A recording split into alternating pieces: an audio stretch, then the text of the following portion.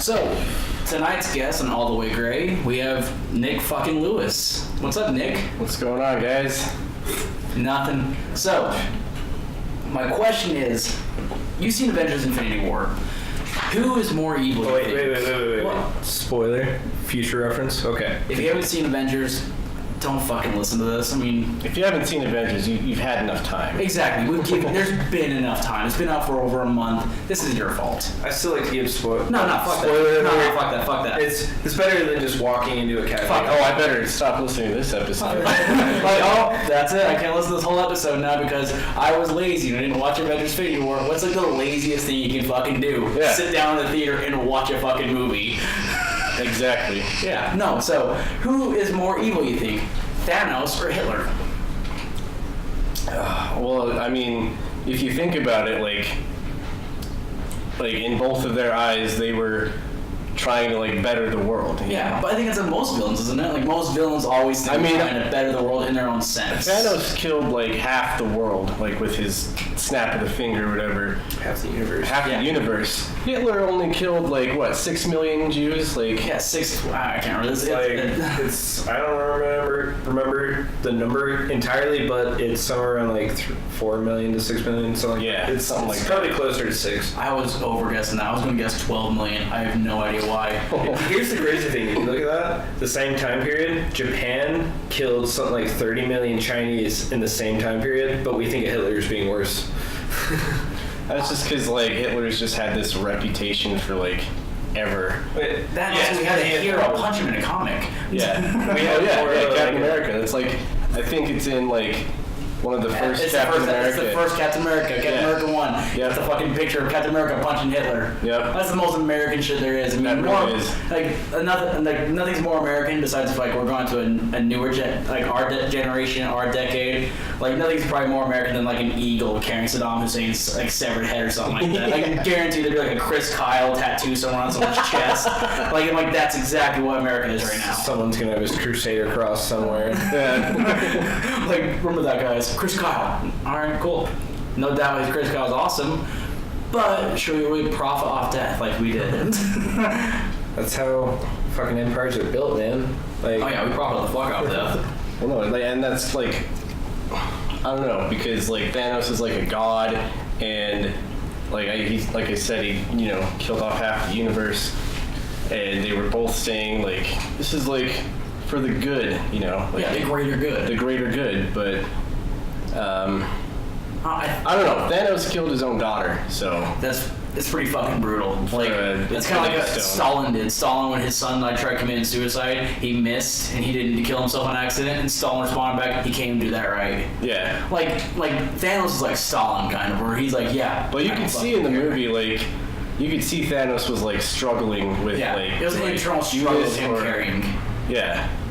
I think personally, Hitler's probably more evil, only because it was race and segregated people directly. This was more of a oh well, who dies, as we saw it as. Thanos didn't see color. I mean, how good he was the only purple man really in the whole galaxy. For real, it wasn't just left to a certain religious group or ethnicity. Which, if you actually take into Thanos' thing, there's actual racism behind that, if you consider the fact that we're all one race, versus Thanos, where it actually would be different races because of species. Mm-hmm. So, I mean, his is a little bit more extreme, but he didn't pick and choose. I can imagine how frightening that'd be. Imagine how terrifying that'd be. If you're on another planet, you're playing tic-tac-toe with your reptile friends, and before you know it, it's you're hanging out with Billy, and then just gone. I can only imagine how fucking it wouldn't be probably Billy, it'd probably be something like Wana, whatever, some fucking alien name. Yeah. But I mean, I can only imagine how fucking terrifying that'd be. But it's then again, it wouldn't be that bad sometimes, I think. The other thing I was gonna say is Hitler didn't kill Spider-Man, so that's true. I think of it as Thanos. I think of it's evil, yes, but it might be good. Imagine if you're trying to break up with your girlfriend and you just don't know how to. And then before you know it, I don't know how to say this. And you're about to do it, and then she just fades to ash. Yeah. You're just that's the fucking easiest way out you can think of. Yeah. Sorry, Beverly, but just gone. You're like, oh my fucking god, thank you. Yeah. I can't be the only one. When I was sitting there watching in the theaters, I was like, yo, this isn't true. Like, if anyone's falling for this bullshit of them all dying, you're dumb, because the way they set it all up, Oh no, they're coming back. Yeah, part 2, I think, I want to say is next year, maybe. Yeah, next year around the same time. Infinity War time, part 2, whatever it is. Yeah. I fucking hate how Harry And it's Potter like, did if that was the case, like, what would it be? Just like Thanos walking around, just like to some cheerful music. I mean, I see it this way. I see it this way directly. I'm not mad at Thanos' plan, obviously. I don't think it's a terrible idea. I mean, think about it.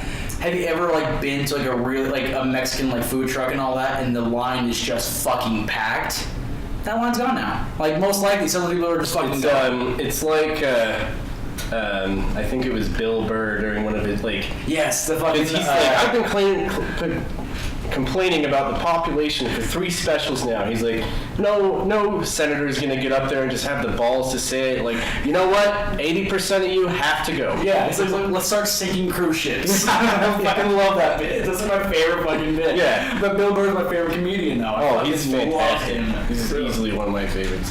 Yeah, for like, I love how he's willing to, especially with something like that. Like, we're all thinking it, but we're not all willing to say it. Like his bit about where he's like, I think it's on Let It Go, where he's talking about how he watches his girlfriend watch the Oprah Winfrey Show, and Yeah. he's like, oh, being a mother is the hardest job in the world.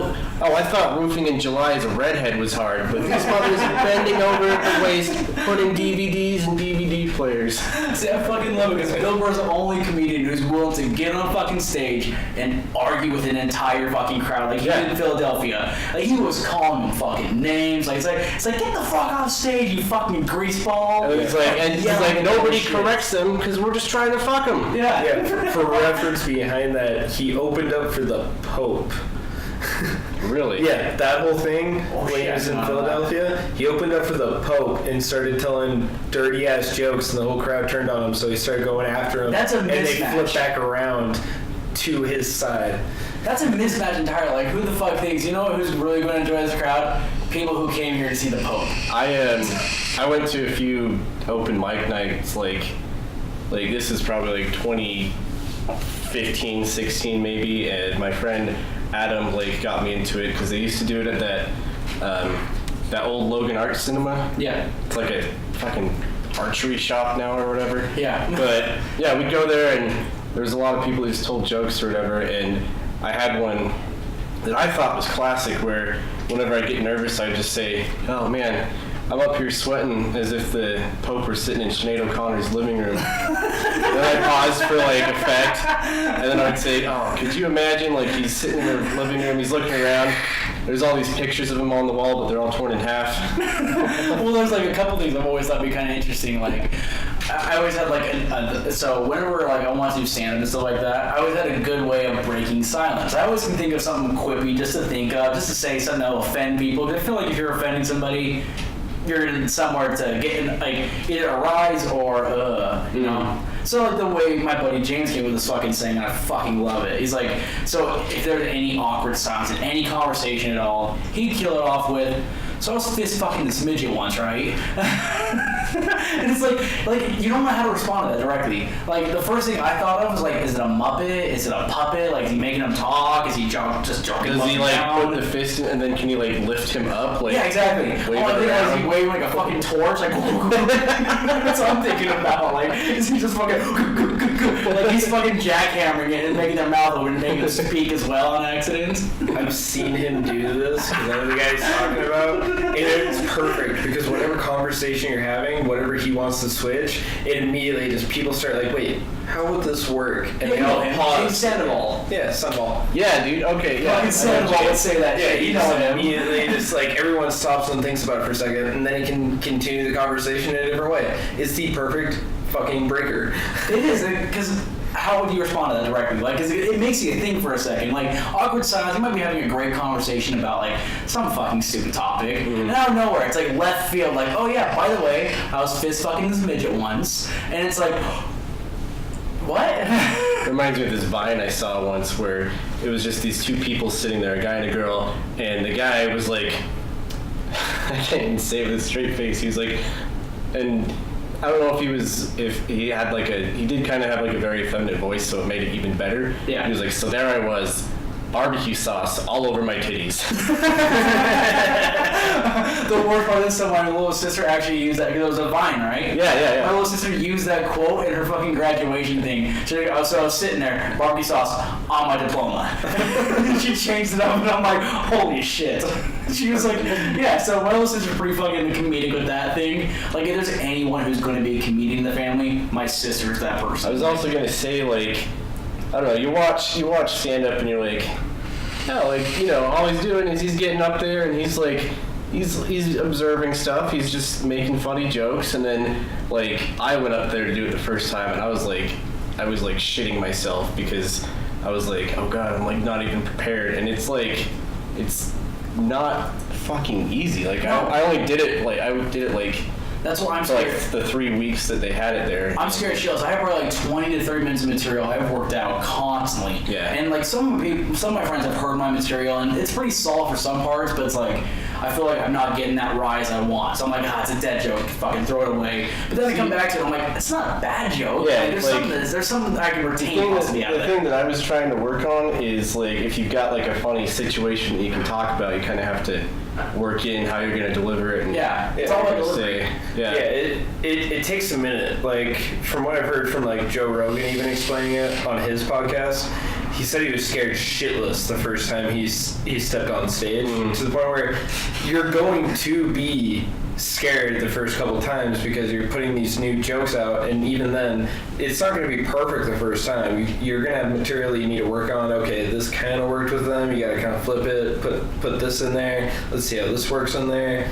It takes a shitload with comedy, especially stand-up comedy, to where it takes hours on hours on putting that material up. See, and I've always wanted to try stand-up. It's one of the things I've always wanted to try. It's my thing I had to do by the end of this year, hopefully. And I have a couple jokes on there. Like, they're stupid kind of jokes too, but it's like, I'm a very stupid kind of person. Like, I love like that stupid deadpan humor. I like being offensive. I like bringing out like observational, but in a very dark way as well with that. Like, one of my jokes was I had a joke about cum.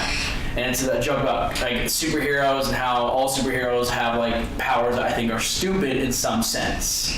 Like, regardless of how cool you think a superhero is, their power sounds still fucking kind of stupid. Like, if you just try describing any superhero, it doesn't sound great. Like, what does Professor X do? Well, he can read minds.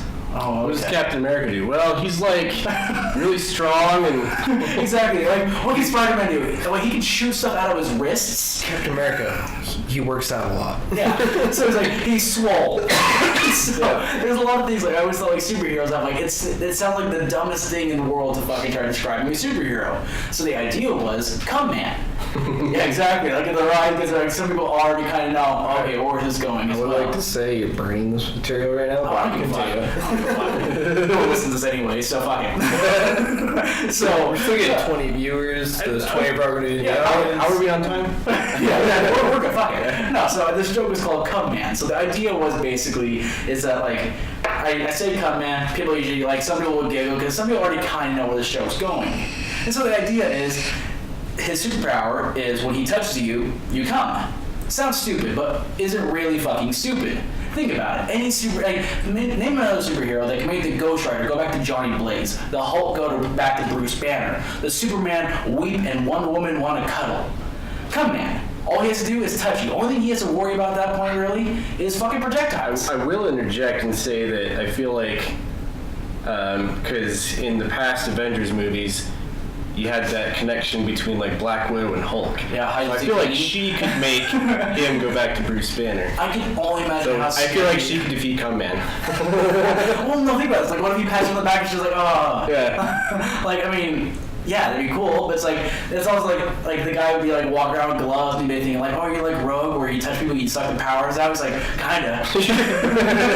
he's like, it's kinda like that, but not exactly. Like, it would really fuck somebody up. Like, could you imagine like you shake his hand on accident? It's like, like how would you get out of any business meeting? Like, his power is almost perfect in any sense as well with that. I can only imagine the fucking mess though you had to clean up after he touched like the Hulk on the stomach or something like that. Like, just a small. Right in the stomach. Oh, yeah.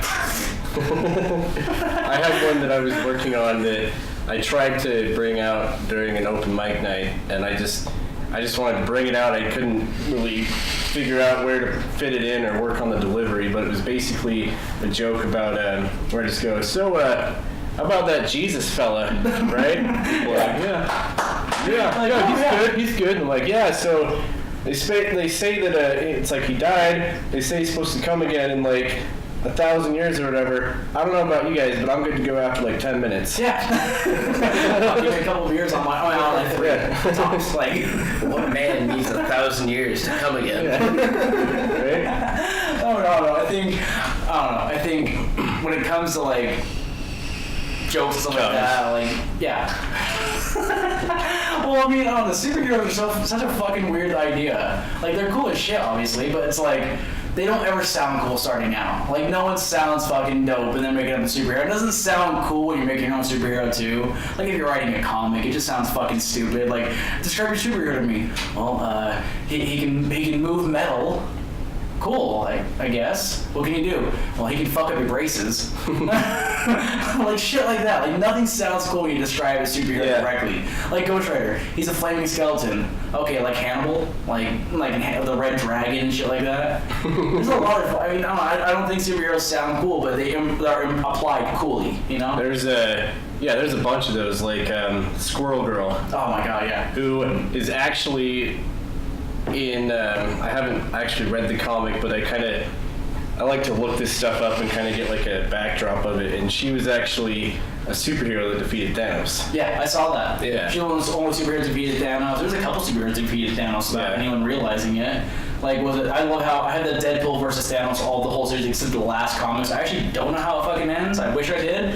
But it's like, I've always loved Deadpool. Like, I loved him before he got famous, before he became movies and shit like that. Like, after the first Deadpool movie got announced, like, I remember I was like, I gotta go back and like brush up on my Deadpool. So I went to, I think it was Hastings. Yeah, before and they had like two kind of, I don't know if you want to call them compendiums or whatever, but they were basically just like a bunch of Deadpool stories in one book here.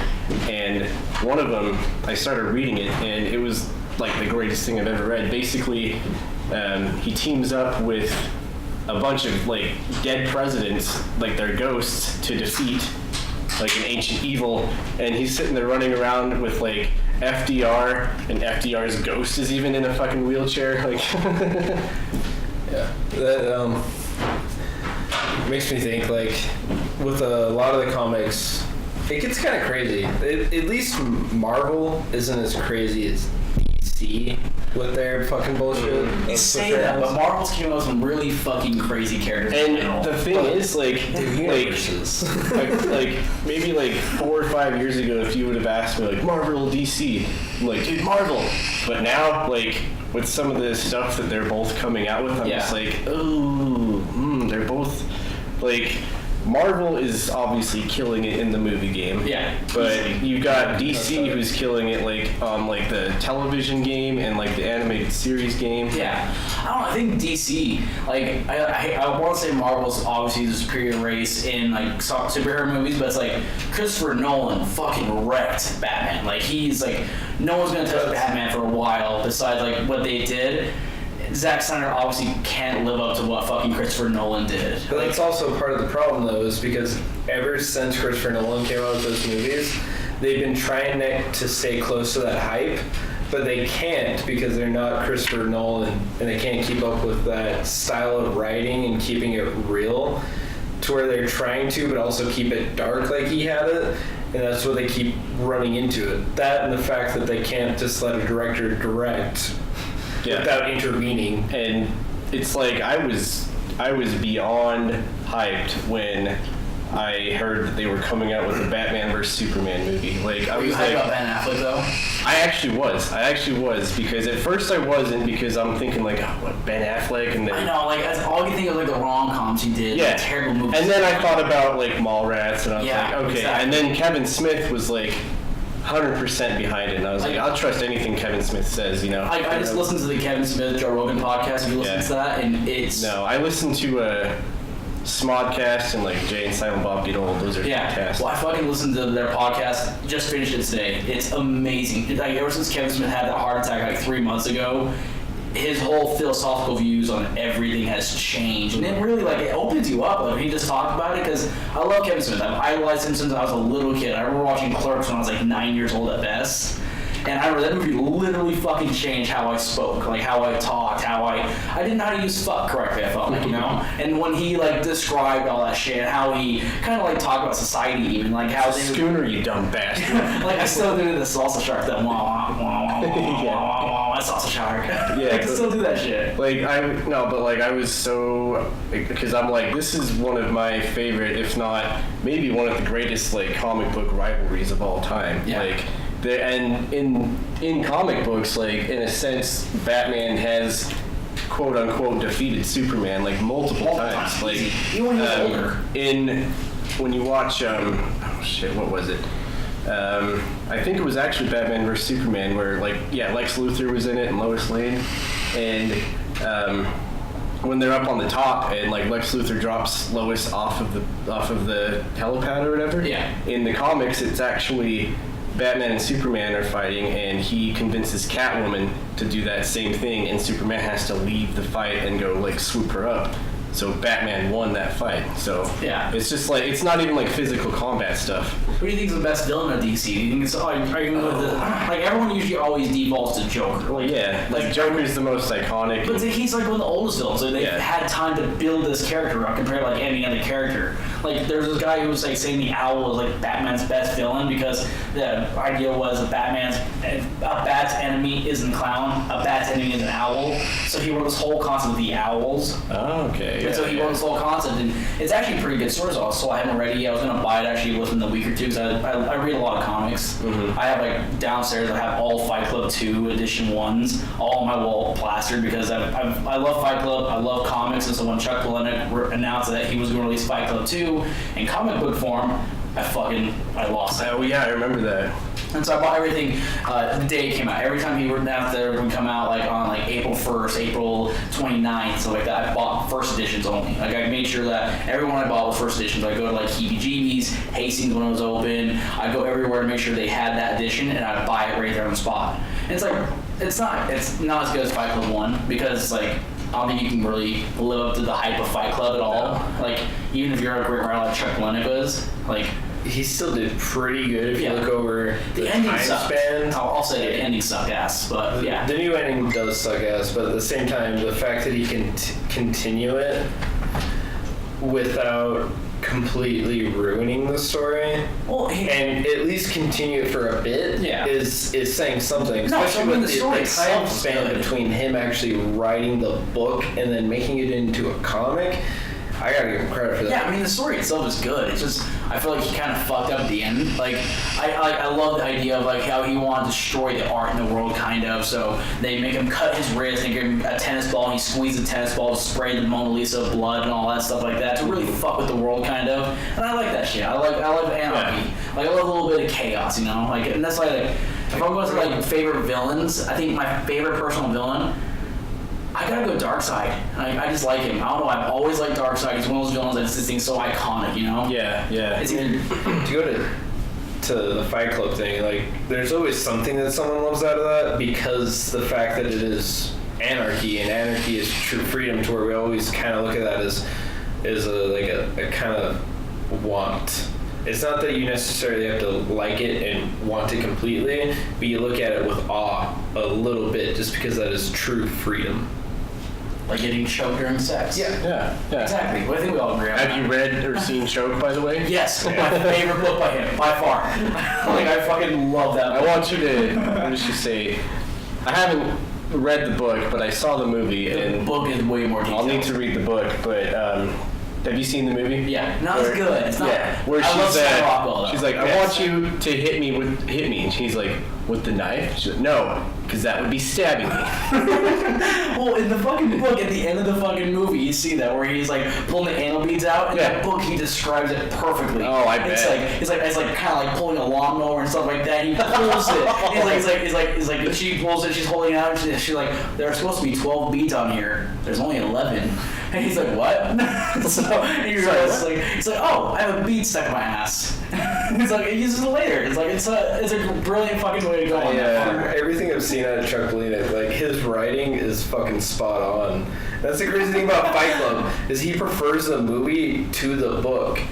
They're still like spot on. It's just like little differences. Well, the where book it's is at. like the differences in the book are like minuscule to an extent, but even then, he did make like David Fincher was a visionary director where he did actually change the whole outlook of Fight Club, kind of where it's like I love the idea of Fight Club. Let's make this into a movie, but I'm going to change small implements where I can't. Yeah. They can It's basically like spacing, to where like this will be here instead of here, this will be here instead of here, and then the only true thing that he had to change, and it wasn't up to him, was instead of the original, which was meeting Todd or where he's having sex with Darla. It's Marla. Marla, not Darla. Is I want to have your abortion is the original line, and they made him change it to.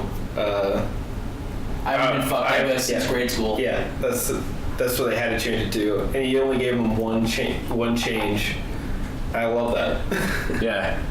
What was I going to say? Have you read Damned by chance? I have not. I saw that. I did not. Yeah. I didn't finish it.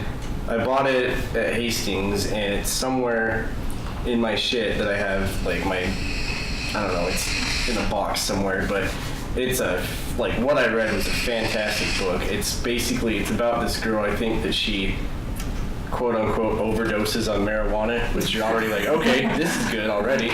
And she ends up going to hell, and like the hell that she goes to is a lot like the world that we live in. Like, it's like, oh, there's this hell has like Wi-Fi dark spots where you can't get any of the Wi-Fi or get any of your internet, and she just like basically is just living in this hell. And I was like, this is such a good book, and I kind of wish that I'd finished it, but I never got around to it. I've read a couple of his books. I read Snuff, I read Choke, I read Fight Club. I'm reading Lullaby right now, which is it's his. I think Fight Club is the only book that he's written that has more than one word as the title. Yeah, probably. I think so, actually. Yeah, because like he's got a couple ones, but it's like Snuff. Do you know what that one is? I've heard of it. It's a very fucked up book. So the book is based on this woman who kind of wants to die by vaginal embolism. So what she plans on doing is I'm going to have sex with 600 guys in one day. You know, every goal every person has once in a while. As most people do. Exactly. I had that goal too. 600 guys in one day. I can do it. Easy. I do cardio. Right. But so. What's a Tuesday from a Wednesday? Come on. Exactly. But no, so what happens is, in the book though, the book is very fucked up. Because it's based on 4 characters in the book. Mr. 587, Mr. 300, Mr. 27, and Mr. 1. And the assistant, And so the book is based on these 4 characters, and it kind of shows how fucked up they really are. Mr. 27 is the main guy who's really fucked up, because you think like Mr. 587 is an ex-porn star who's fucked this chick already a couple times in movies, well with that, but then it comes to realize that he raped her in a couple of real life scenarios. And then you realize that he's fucked up, but not in fucked up 27 is. 27, he comes there with roses, a gold cross, crucifix on his fucking chest, and all this stuff, and he's trying to save her, is what it looks like. Doesn't come out that part. Realizes that he's like, oh, okay, well, I think she's my mom, so I'm going to go in the room, I'm going to try talking to her. I'm like, you only get 27 seconds to talk to her. And in those 27 seconds, you're supposed to fuck, that's it. And so he goes in the room, and the book details exactly how detailed and how fucked up this kid is. So he thinks, okay, my mom's a porn star. I'm gonna buy her toys that came out on in the internet, all eBay and stuff like this. He buys her blow up doll. He buys her pocket pussy. He buys all of her fucking toys and stuff like that. And he Frankensteins her and fucks it in his bedroom. Oh. Exactly. And then he's like, in this mindset, he's attracted to this woman that he thinks is his mother. And it's a very fucked up story, but it's actually surprisingly, you can't put it down. The entire fucking time you're reading it, you're like, this is disgusting, but I'm gonna keep fucking reading it. I fucking loved every second of the book too. Yeah, I've only read a little bit of Chuck Palahniuk stuff, but I feel like because I don't, it's not that I don't like reading, I'm always doing other stuff, but I feel like his books are books that I could get behind. It's kind of sad, but I think the best book that I read in a while recently, this was maybe 4 years ago, was Abraham Lincoln Vampire Hunter. I had the book in the garage actually right now. Holy shit. like the writing is so good and so convincing that like for a split second you're like, this could have happened. Like, yeah. Wait, no, it couldn't have happened. God, could you imagine like, vampires were real though? The way that they integrate like what happened to him in real life and history, like integrate that into the book, like the reason that his body was missing from his tomb is because he had the one vampire bite him so that he could like save his son, and you're just like, oh my god, this happened. Like, wait, no, it didn't. I remember I went on a date to the movie actually when it first came out, and we were like watching the movie, and the movie wasn't nearly as good as the book, so I was told I didn't even read the book. The book is like the book has way more in it. Like, yeah, and so the book ends on the note of like him being all vampires kind of, and then it shows him in the Oval Office, and then it shows him going to Ford Theater where he dies, and I'm like, okay, we're watching it, and it shows him going to Ford Theater. I'm like, oh, so there's not going to be a sequel. And so as soon as I said that, it pissed off like there was like 4 people in the back like, oh, what, too soon? Really? Abraham Lincoln's too soon? There's only one book in the series. Like, it's a one book thing. Yeah. But the one thing that I read like in the book that I thought that was phenomenal is like they took like how John Wilkes Booth shot him. They took that and they based it off of the fact that John Wilkes Booth was a vampire hunter and he knew what Abraham Lincoln was, so that's why he tried to shoot him. And I was like, the book, yeah, but that's fucking awesome. Oh, dude, did I just fuck it up? Oh, no, you're good. Okay. I believe me, I'm used to spoilers. Yeah. I'm like, it doesn't bother me. Well, and then me. at the end of the book, after the book, it's like not part of the actual book, but in the back of the book, they have like all of these like historical occurrences, and there's a picture of I think it's either at JFK's motorcade or Martin Luther King's speech, but like they zoom in on this portion of the picture and it's a Abraham looking guy wearing dark sunglasses, and you're just like, oh my god, like I was so enthralled in that crazy. book. Like, could you imagine, like, I don't know, I love those little fucking, like, those mythological theories and shit like that. Yeah. I've always loved that. Like, the Nicolas Cage time traveler and all that shit. I don't know why, that shit fascinates me. I think it's fucking hilarious. Yeah, definitely. There's a couple things, though. Like, I mean, there's the Nicolas Cage one, there's a Jay-Z one, there's a couple where they look in the past like, that's Jay-Z. I'm like, I don't think Jay-Z wouldn't be around back in the 30s. So it's like... I totally spaced on this. But back to the whole DC villain thing. I don't know if I can I thought we were talking about that. Yeah, this might not be like my opinion of the best villain, but probably my favorite villain in DC universe is Deathstroke.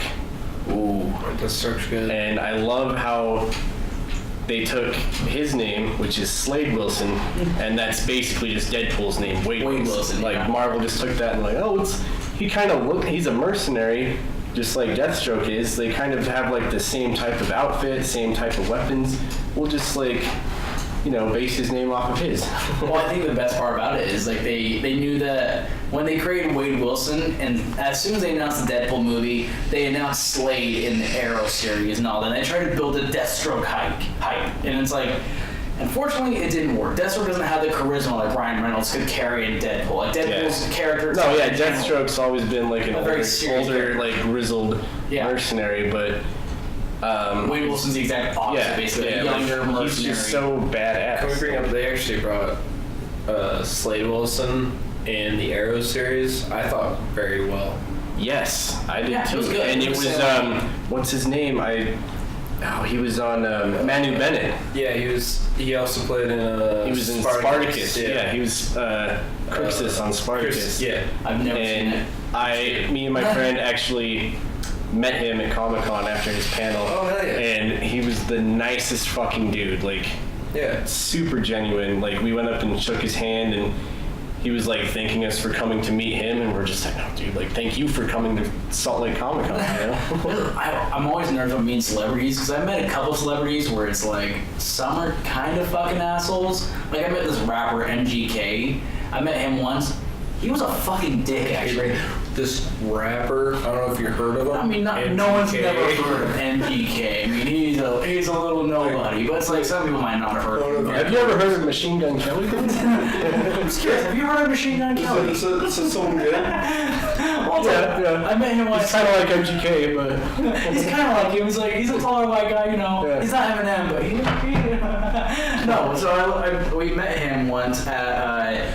we went to a Tech 9 concert, my buddy Tank, and MGK, he's like 6'3", 6'4". I'm a short guy, 5'7", so I already have to look up to you. And so I'm like, okay, I know where I stand in this line. And it's like, he didn't want to meet any guys. Like, that's the one thing he didn't want to meet is guys. Just guys like, oh, no, whatever, just get away from me.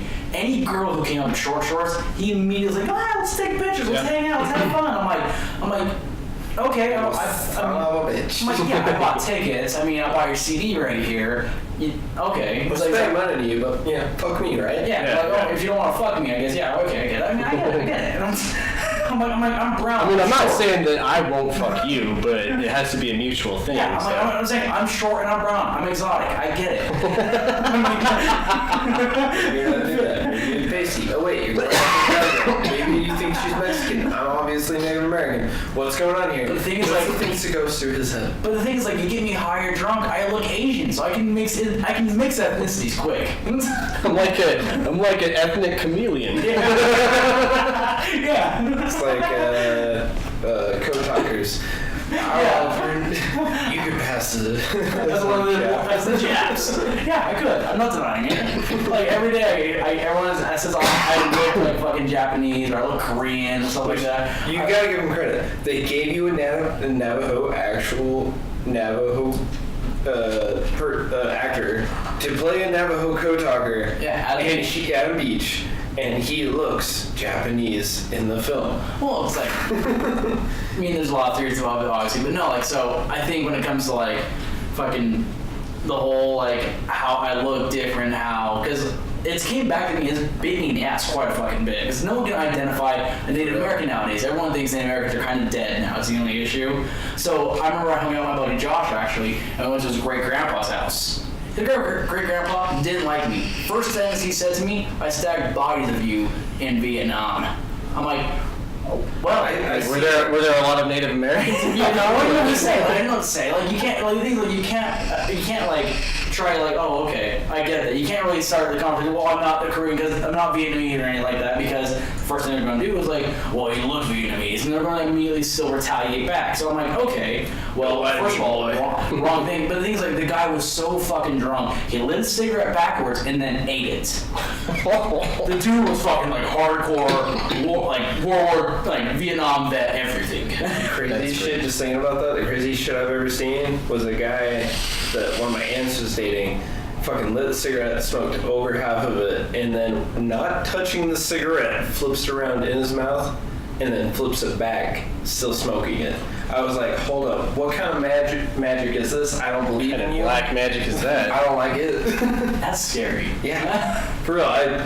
To this day, I still think, how did you do that? The saliva, what's going on with your mouth? That is impossible. So he had the cherry like in his mouth, like my like tongue this, had it. like He had it in his mouth. or then he just moved it like this. It over. That's Like the great this? thing. It was forward over. Oh my lord. Yeah. To the point where you're like, wait, what? I remember watching him as a kid. I was like, what kind of fucking magic is this? That I don't Your know. tongue has to be extremely fucking dry. Like, that's all I can think of. You can't have a moist tongue, you know? No taste, no nothing. Like, that doesn't make any sense. Why? How can you do that? I don't know. To this day, I'm like, I still don't. I want to see him do it again as an adult. Maybe record it, slow it down so I can see exactly what he's doing. It doesn't make any fucking sense. Nope. So, Matt, who's your favorite fucking villain? We never got your answer. Yeah, my favorite villain? Joker because of Heath Ledger? I mean, that's an easy pick. That's like a default answer that everyone's getting mad at is the issue, you know? I have a deep love for Heath Ledger's Joker. Always have. But at the same time, favorite villain? Oh shit, I don't know if I have an answer on that one. Ooh, really? Yeah, there's a lot of good ones. DC and Marvel, there's a lot of fucking good ones to where I'm like, I don't know if I can narrow it down. It's Ajax from Deadpool. I got me. Francis. Yeah. Francis! He's named after a dick. No, Is it Basil Fawlty? He even fucking says that in the fucking comic books too. That's a great part about it. He actually does say that in comic books too. So it's like, I thought Ryan Reynolds literally just took stuff from the comic book and implemented it in the movie pretty well. Yeah. He was even in Deadpool 2. Have you seen that yet? Oh yeah. Thank God. You were at the fucking same premiere. I saw your Snapchat. You were at the same premiere we were at. Oh yeah. Yeah. So Thursday night. Yes. Why didn't we see anything?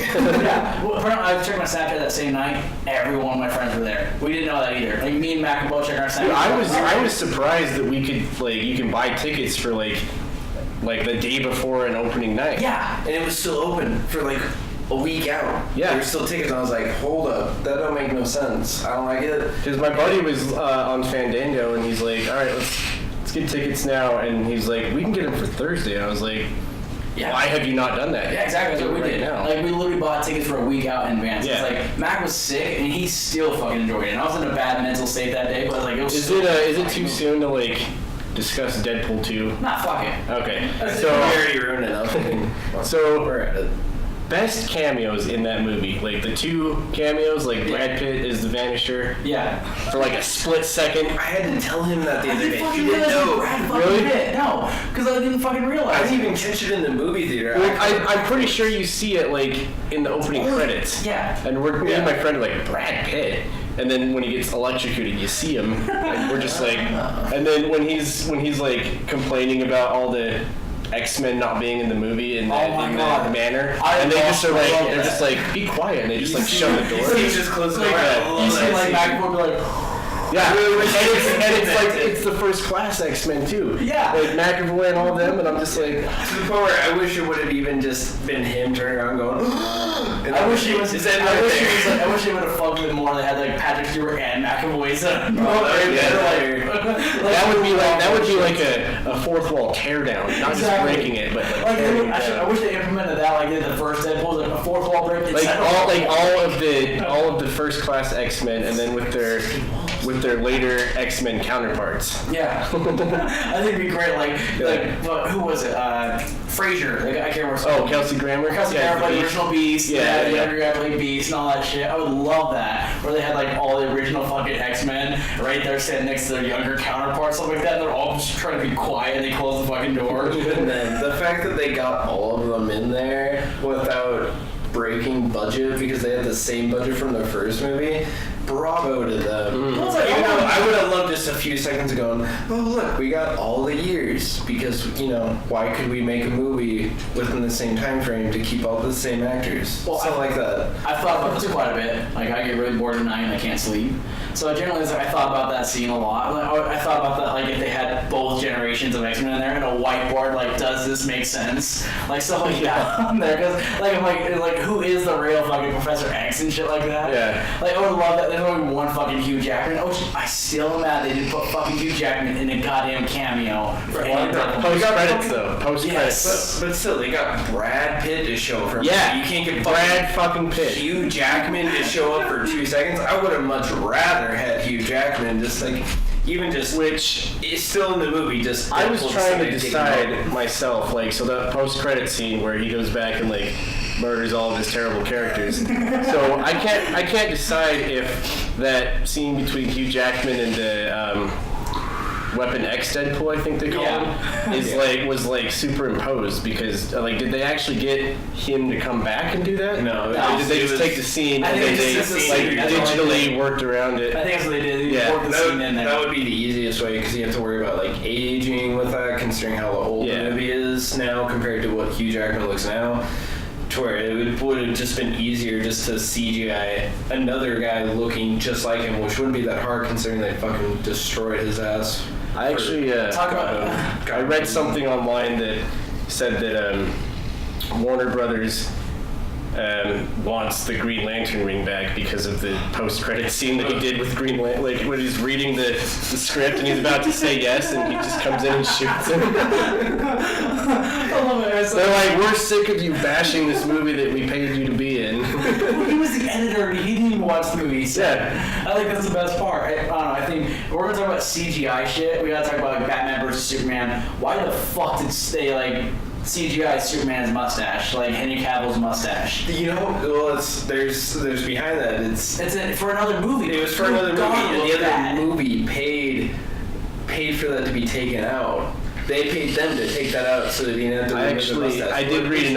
I read another article about I think it's the first Avengers movie where they have the post-credit scene where they're all eating shawarma. Yeah. After the whole movie ends, and like I read an article because you see Captain America and he's just sitting like this, like with his hand over his mouth. Yeah, he's covering his mustache. No, he's covering an entire beard because he really? refused to shave that beard after he made some action movie that he was in. So they had him put like a prosthetic jaw on. Oh shit! I did not know that. The prosthetic jaw. Yeah, and I was like, same. Like, Yeah. They couldn't glue it on. He had to hold it on just to make it easy. Well, so question. What's your favorite metal band out of all? Like mine personally, I've listened to metal for my whole life, but there's a couple bands I've always like selected out a few. Personally, I love Mudvayne. Mudvayne's been like that band for me. I know it's like people always use Slipknot. Mudvayne's been around, and People always used to use Slipknot over Mudvayne, but I just love Chad Gray. Chad Gray's been my favorite artist of all time. Even though Hell Yeah's alright, but it's not as good as Mudvayne. But I just always loved. yeah, I could not get into Hell Yeah, and I tried because I was like, okay, it's Chad Gray, Vinnie Paul from Pantera. Exactly. But that style of like, that country metal. I was like, I want to call it like redneck metal, but Yeah. not red because they're He's just from fucking Iowa. yeah. I mean, Vinnie Paul's from Texas, but Yeah. like, I don't know. I tried to. No, he's but- from Illinois or something like that. Like Chad Gray's from Illinois or something like that. He's Yeah. not from like a very country place. He's like from Chicago. He was homeless, like Corey Taylor was. Yeah.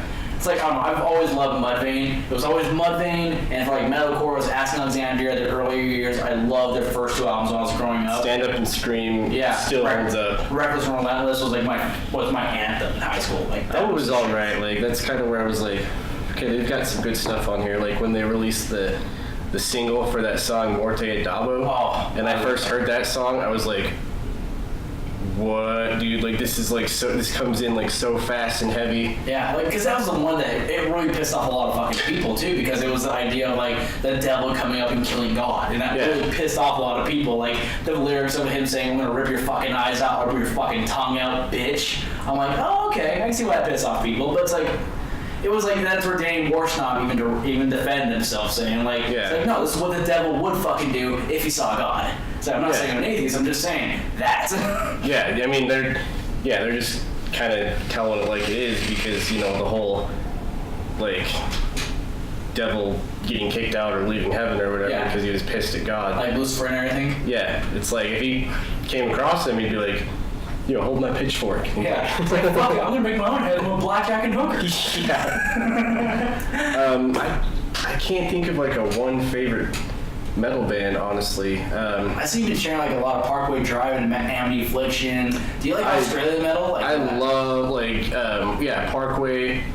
Obviously like earlier Parkway. Yeah. Amity Affliction, like even the stuff that they've been coming out with recently, like I can't remember what the name of their last album's called, but that was isn't it like the Weather or something like that? Or? That's the Let the Ocean Take Me. Yeah, okay. That's like dude, I listened to that album. I saw them straight through. I saw them live.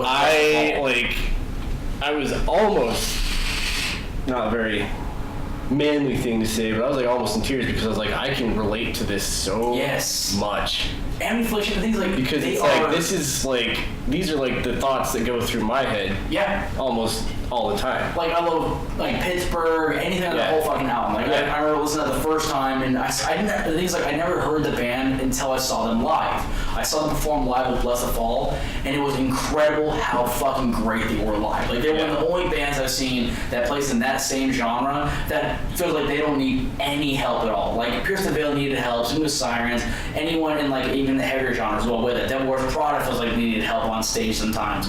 Amity Affliction was just the one band that's just like, we don't need help, we do this, and we fucking get down. I will say, so since I don't have like a number one favorite, I'll say one band that's always been a go-to for me, and I've seen them like the past 3 or 4 years when they come to Salt Lake is August Burns Red. Like, love August Burns. I saw them in Warped Tour 2012, and that was probably the most brutal fucking Warped Tour I've ever seen. It was the Mind Eater and everything. They performed it and everything, and it was the first time I ever seen a circle pit that fucking big. And it was the scariest circle pit I've seen too, because what happened was there's this girl in the middle of the circle pit, and this girl should not have been in the circle pit. She was probably like 5 foot nothing, weighing 110 pounds, 120 pounds at best, and she was running it, and she tripped. What happened was after that, you see her getting pulled out, and I can see on her side of her chest had indented. They broke, like someone stepped on her ribs and fucking broke her ribs in the inside and punctured her lung. And so all you see is these fucking medics just pulling her out of the fucking circle pit, and she's going to the sound booth, and they're fucking screaming. They're trying to get like ambulances over there and shit like that. And I'm like, holy shit. The only concert I've ever seen that actually scared me though was A Day to Remember. Actually, I saw A Day to Remember play with Bring Me the Horizon, Pierce the Veil, We Came as Romans. Solitaire? Yes. I was there. Great. Yeah. So when they were playing Mr. Highway's thinking about the end, I was on the right-hand side of the stage, and the lights were all green, and he does the breakdown. It's like, we're all about to die, we're all going to die. And when he does that, all I hear is this fucking paramedic pulling this fucking person out of the fucking pit, saying, she's not breathing, she's not fucking breathing. And I'm like, oh shit. And that's where he fucking is like, he breaks it down right there. And I'm like, oh shit. Oh man, I remember that show when they came out. The name of the first song that they opened with, it's it's on that What Separates Me From You. It's like the first song on that. Second Sucks? Or no, not Second Sucks. It's like, I got balled on my Sticks and Bricks. Yeah. When he came in with those vocals, and then it was like, woo! And then the guitar hit, and the fucking confetti shot out at the top, God, dude. yes. I was like, oh, blown away. But dude, that was probably one of my favorite concerts. I saw that one, and a close runner-up was Ask Alexandria with Drugs, and that was actually that was the first time I ever heard Drugs ever. And it's like I never heard I've heard Chiodos. I didn't know Craig Owens was in Drugs though, so I'm like, oh okay, let's see how this sounds. And I didn't realize how good Craig Owens sings live, so it caught me off guard. And then we saw Ask Alexandria perform live, and the Drugs crowd was probably the craziest fucking crowd I've ever seen because they were straight edge. All of them were straight edge. And you know what Drugs stands for? Yeah, destroy, rebuild until God shows. Yes. And good man. And so when I saw them live though, it was the first time I ever seen someone get stabbed with a hypodermic needle. Someone got stabbed in the fucking back, and they had to stop the concert for a second. The lights came on, security guards came out with flashlights and shit like that, and it was fucking nuts in just general because it was like them running around and then trying to find out who the fuck stabbed somebody. And this guy's walking around with this fucking needle in his back, and it's because he was smoking pot. All he was doing was smoking a little joint right there in the fucking concert. Probably didn't even know that he had it. No, he was just smoking, and this guy was like, fuck you! Just right in the fucking back. And I'm like, which begs the question, if it was a straight edger, why does he have a hypodermic? I don't fucking know. Like, that got me off guard. Yeah. And he was like, but the thing's like, he had the X's tattooed on his hands, everything. He had a headband on. Like, if I go to this concert and someone's smoking pot, I've got this fucking needle. I'm gonna fucking stab Johnny Hopkins today. Yeah. That's the shit that's always got me about straight edgers. Like, I know a few, like, Matthew Lloyd. Yeah, I love Matt. I love Matt. I went to high school with that kid. I watched him grow up on the drums. God, is he a good drummer. Shout out to him. But like, I want to get him on here too, actually, with him and Sean Murphy. Yeah. And to where I'm like, I like Matt as a straight edge kid, but the others look very bad for the group. See, this is kind of how, I didn't mean to cut you off there, but we have it, like, we always make a joke, like me and my friends growing up listening to like this type of music. There's straight edgers, and then there's the hate edgers, which are the ones that will just like, you don't hear a lot of that anymore lately, but it used to be like, because they used to have like their crews and stuff that they would roll around with, and like straight up, they would like, attack and jump people for doing whatever at a concert. Popping pills, like popping like little things, even ibuprofen, aspirin as well with that. It's like that's not my lifestyle. And I'm like, I have no problem if you want to live your lifestyle in that way. That's your entire thing. Like, go ahead and do that. But when you start implying it and attacking people for trying to live their own fucking lifestyle, doesn't make fucking sense to me. I think like because the whole mentality of like being straight edge is just like to better yourself, to be like clean, right? Cut ties with all that shit that you might have done or you haven't done. It's a very good thing. Yeah, it's a great thing. Like, but at the same time, there's a lot of those people that I don't know, like they are that way that feel like mentality almost. They feel like they're just like. I feel like you get that everyone with a lot of things, especially like liberalism. Yeah. You get those hardcores that make everyone think, oh, fucking liberals are a piece of shit, where even liberals are going, Yeah, that's bad. That's the same thing with any ideology. Though. It goes anywhere. Atheism is the same way. You meet like a lot of atheists you meet out there, and this is gonna piss off some people because me and Mac are atheists, but we've talked about this, and we've actually had a big argument about this. So I feel like a lot of atheists nowadays are elitists in some sense. Like if you believe in any form of a god or any deity at all, you're immediately dumb. That's the first thing I thought. My regardless of how you feel. This is a few, by the way, but this is few to me, make the most noise. To me, it's like I joined the Utah atheist page. I joined all those big atheist Facebook pages and stuff like that. And I think it's just like it really pissed me off because everyone was like saying like, look at this guy, he's so fucking stupid. And I'm like.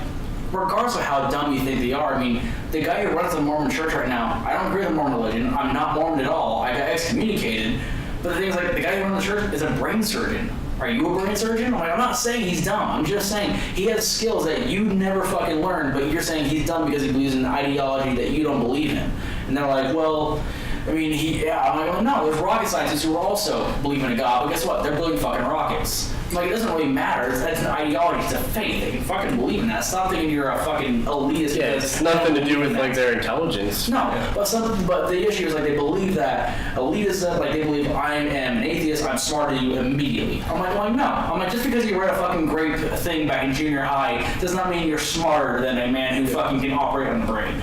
Yeah, no, I completely agree. And the more I've paid attention to that after we first talked about it, I can see, oh no, like there are certain parts of the group that think of that. Even some of the bigger ones, like not necessarily Christopher Hitchens. I mean, he had his own thing, but it wasn't necessarily like fuck you if you think otherwise. It was just more like I'm gonna pick on you because I can. Yeah. But it was only just to sell, which he did very well at.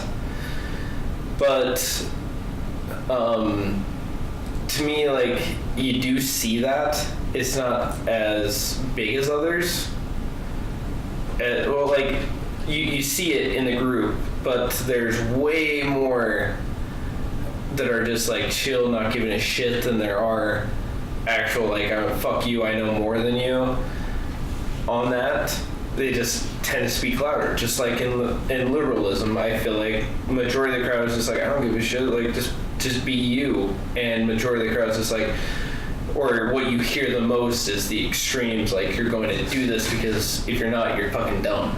I'm just thinking, like, I love how this conversation went from, like, talking about cum and superheroes and stuff like that to liberalism and elitism. Like, we've covered a lot. We've covered quite a bit. And the thing's like, we have a couple of questions I want to ask, too. It's like, I'm like, oh, okay. We still got the list. Like, we have a list as well. We're filling the time. Yeah. But, like, there's one, like, I want to know, like, what was, like, for you? Like, I see you stream a couple times. You streamed on, like Twitch and stuff like that, right? I try, yeah. So, what's the best game for you to stream? Like, is it Overwatch, or is it, like, are you on the PUBG, Fortnite bandwagon, or... Yeah, which one of those sides are you on? Well, like, I've kind of been reading up on... Because, like, one of the things I want to do is, even if it's not very much, I want to become affiliated on Twitch, you know? Where you can start, like, not making very much money, but you can, like, start making money. Yeah. And there's, like, a certain criteria that you have to hit to do that. Like, you have to have this many hours of a stream, you have to have this many followers, you have to have these many, like, unique streams. Yeah. And so the things I've been reading about are, like, it's like, oh, you know, be unique in your streams, but also, like, stick to, like, don't just fucking stream, like, everything that you play. Yeah. You know, like, pick something to stream so that, like, what I normally, I mean, yeah, I stream when I do stream. It is mostly like Overwatch and PUBG. I don't really. See, I've never played either. I don't really get into. I play Fortnite a little bit, but it's one of those things that the fan base is just like it's turning me away from. Yeah. Like now I know how like people that think that of Rick and Morty fans feel. But. Oh my god! Like I love Rick and Morty until the fans got a hold of it. Yeah. It's like as soon as like that fan base gets fucking ridiculous, it's like my little sister said it perfectly. Like I love Rick and Morty, but I'll never hang out with someone who wears Rick and Morty shirts. That's what she said. I'm like, that's actually like a perfect analogy for that. I have one Rick and Morty shirt. Like I almost bought a couple. Yeah. Like I literally did a couple times. I'm like, yeah. I'm like, do I want to be that guy though? Because I saw a couple of them out there where it's like people who wear that Rick and Morty shirt and they praise Rick and Morty. I'm like, it's a good fucking show. But it's not the greatest fucking show. Yeah, it's no, not like it's true. Like it's not like it's not like it's intelligent, but it's not like holy shit, that's the smartest thing I've ever seen. It's a fucking cartoon. Yeah. Futurama was doing shit that caught people off guard, and there's not many Futurama fans out there, unfortunately. Yeah. But it's like I'm a Matt Groening's dick sucker by far. Like I fucking anything he touches, I'm gonna watch. Like that new Netflix series he's coming out with. Yes, that looks great. I'm gonna fucking watch the shit out of that. Yeah, Like, anything Matt Groening touches, I'm immediately watching it just because I fucking love him. I completely agree. And since we're on the topic of TV shows, here's your question, Nick: Office or Park and Rec? Both of them are like phenomenal, but I don't know, because I mean, like, you got Ron Swanson on Parks and Recreation.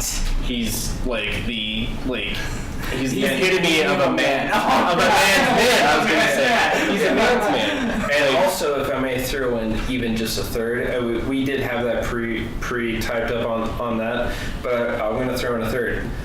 30 Rock on top of that. Oh, see, I watched through 30 Rock on Netflix like once, I think, like the whole. That was my favorite series. show. I'm such a fangirl. Such a good show. Like the relationship that she had, I can't remember Alec Baldwin's character's name on that show. Yeah. But the relationship that they had, like, I love that. And then you fucking throw Tracy Morgan in there, and he's like this kind of dumber guy. Tracy Jordan. Yeah, Tracy Jordan. Please pregnant. I'm gonna get you pregnant. It's guaranteed. I love Halo so much, I want to take it out in the back of middle school and get it pregnant. I love you so much, I'm gonna get behind the middle school and get you pregnant. And that's what he says to everything. Like, but he doesn't say. You're like, yeah. What? Like, when's he gonna say it?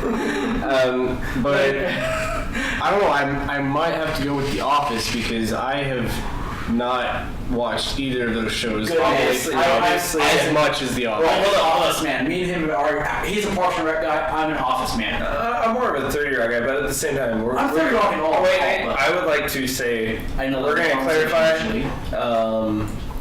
American Office, right? Okay.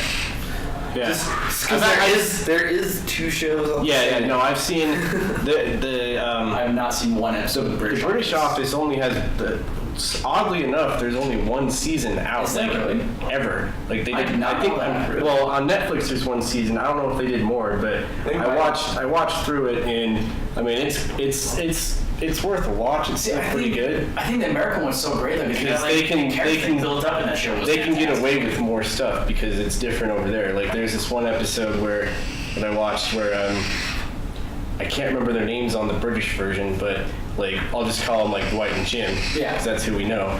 So Dwight comes in and he's got like this like holster that you would normally put a gun in, right? Like undercover cops or whatever. But it's like holding his phone, and he just thinks he's so badass with it. And the guy that plays British Jim, we'll call him, which is actually Martin Freeman. Oh, okay. Like yeah, from Hobbit Sherlock and The Hobbit, yeah. So he's like, oh, what's that? And he's like, oh, this is something that holds my mobile. And he's like, oh, okay. And so he like picks up his office phone and he calls his phone and he's like, oh, one moment.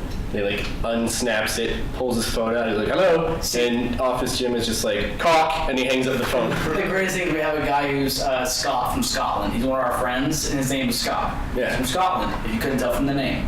But he's from Scotland, and the greatest thing about it is, like, we love hearing his input on shit like that, because he's got Scottish TV shows that I don't fucking understand a word that they are saying, and he is laughing his fucking ass off. And he's got the greatest fucking voice. He's got a Scottish accent. Yeah. And it's like, we love hearing him talk. I'd love to ask him about the fucking British Office, if he watched it or not. Like, I was gonna say, like, I love Parks and Recs. Like, I watched that whole series probably like maybe like I watched 3 times or so in my series. I watched it probably 4 or 5 times. I love Leslie Knope, but it's like I want The Office just a little bit more because I felt like me and my sister argued about this, and me and Mac were talking about this too, and I was under the impression I felt like Parks and Rec was good, but I feel like they never had their characters that could shine directly. It was always Leslie Knope, it was always Ron Swanson. Compared to The Office, you had Jim, you had Michael, you had Dwight, you had everyone in The Office had a moment they could shine and they could make a scene great. Even when they had Kevin act like when the HR rep thought Kevin was mentally retarded.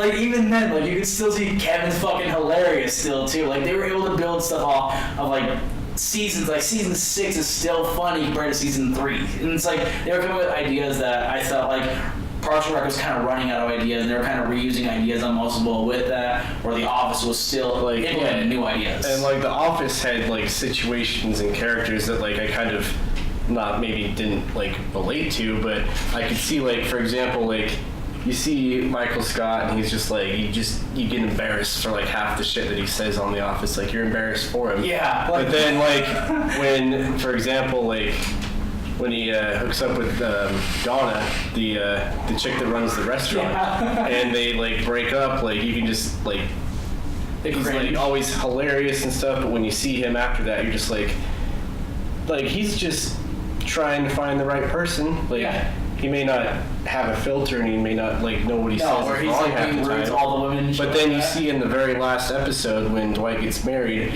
like when Pam's like, Michael has 3 phones that are all full of pictures of his kids, and you're just like, holy shit, dude, he finally did it. Like he finally did what he's been wanting to do this whole time. Yeah, I agree. Like, that's amazing. That was a big scene in the movie, in the show too. Like even like season, I think it was like 2 or 3, when they announced like he wanted kids. That was his idea when he wanted the kids TV show. Yeah. And how he wanted to be married and have a shit ton of kids, so he'll never be alone. Like I thought The Office was such a great show in all reality. Like it was one of those shows that no matter what it did, it was still funny. It was still. And I've never teared up during any episodes of Parks and Rec. No, I never say did that. that. It was more along the like comedy. Like Office had its comedy, but it had like, you know, like drama, like dramatic parts in it. Like when Michael proposed to Holly, gets me every fucking time. Yeah, dude. Like every time. I'm not gonna lie, I still got a little bit sad when Jerry died in Parks and Rec. Near the end, well, in the last episode where I still think they should have ended before the season before that. I haven't seen. So have you watched Arrested Development? Oh yeah. I fucking love Arrested Development. The last season, the other one just barely came out because I've not seen that yet. But the season before that one, I thought was garbage. So what they did is, so they had season 4, right, which is the newest one, and then they put out. They're making a 5th season. It came out. It came out already? Yeah. Well, because there's a season 4 remix on Netflix right now. I didn't know that. I mean, so I haven't gone through it, but I guess they just kind of like made it better. I don't know, but I have no idea. They are working on it like a 5th actual season. Ooh, so because I saw that because I've seen all the Facebook ads and shit like that. But it's like, I didn't think Arrested Development was gonna be that funny. Honestly, I first saw on a couple episodes. I'm like, this is funny, and then I started really getting into it. Like the fucking banana scene. Season 4 was a little dry. Yeah. But the one thing I liked about it is how it focused on, like each character had like a couple episodes that focused on them. Yeah. Where it's like, it shows exactly how kind of fucked up they all are. Yeah. Like, I love Tobias. Tobias is kind of doing Tobias Funke. Oh my god. Did you know he's got a cameo? Like the character Blue Man's got a cameo in Avengers? Yeah. And No, it's Guardians of the Galaxy. Yeah. When they go to meet the Collector. Yeah, he's in the fucking... Yeah, he's got him in a tank and he's wearing his Never Nude shorts. Yeah, I fucking love that. Like, as soon as he pointed that out, because he brought that up on like Stephen Colbert or something like that, I fucking loved it. I'm like, I love anything that man is in. Like, I love Small Soldiers. Like, what's his fucking name though? Is it David Cross? That's David Cross. He's a great fucking comedian too. I've not seen stand up, but I fucking love him in general. Like, anything he's in, I'm gonna watch it. He's great. He's got one on Netflix actually. If you want to check it out, like it's I'm gonna hilarious. check it out tonight probably. Like, before I fall asleep, I'll probably check that. Because I've been trying to find new comedies to watch. The last comedy special I watched was it Judah Freilander, the guy who played in... Oh, where he's like in New It's York. like small segments of the show. Fucking brilliant. I don't It's know why. like deadpan and one-liners, but they're fucking great. I could not stop thinking, like, that was a brilliant fucking stand-up in general. Like, in all reality, like, it was just directed well, it was played well, it was funny as shit. Just shit like he just said. And things like he said it in 30 Rock, too, a lot of that shit. And I fucking loved it. Frank.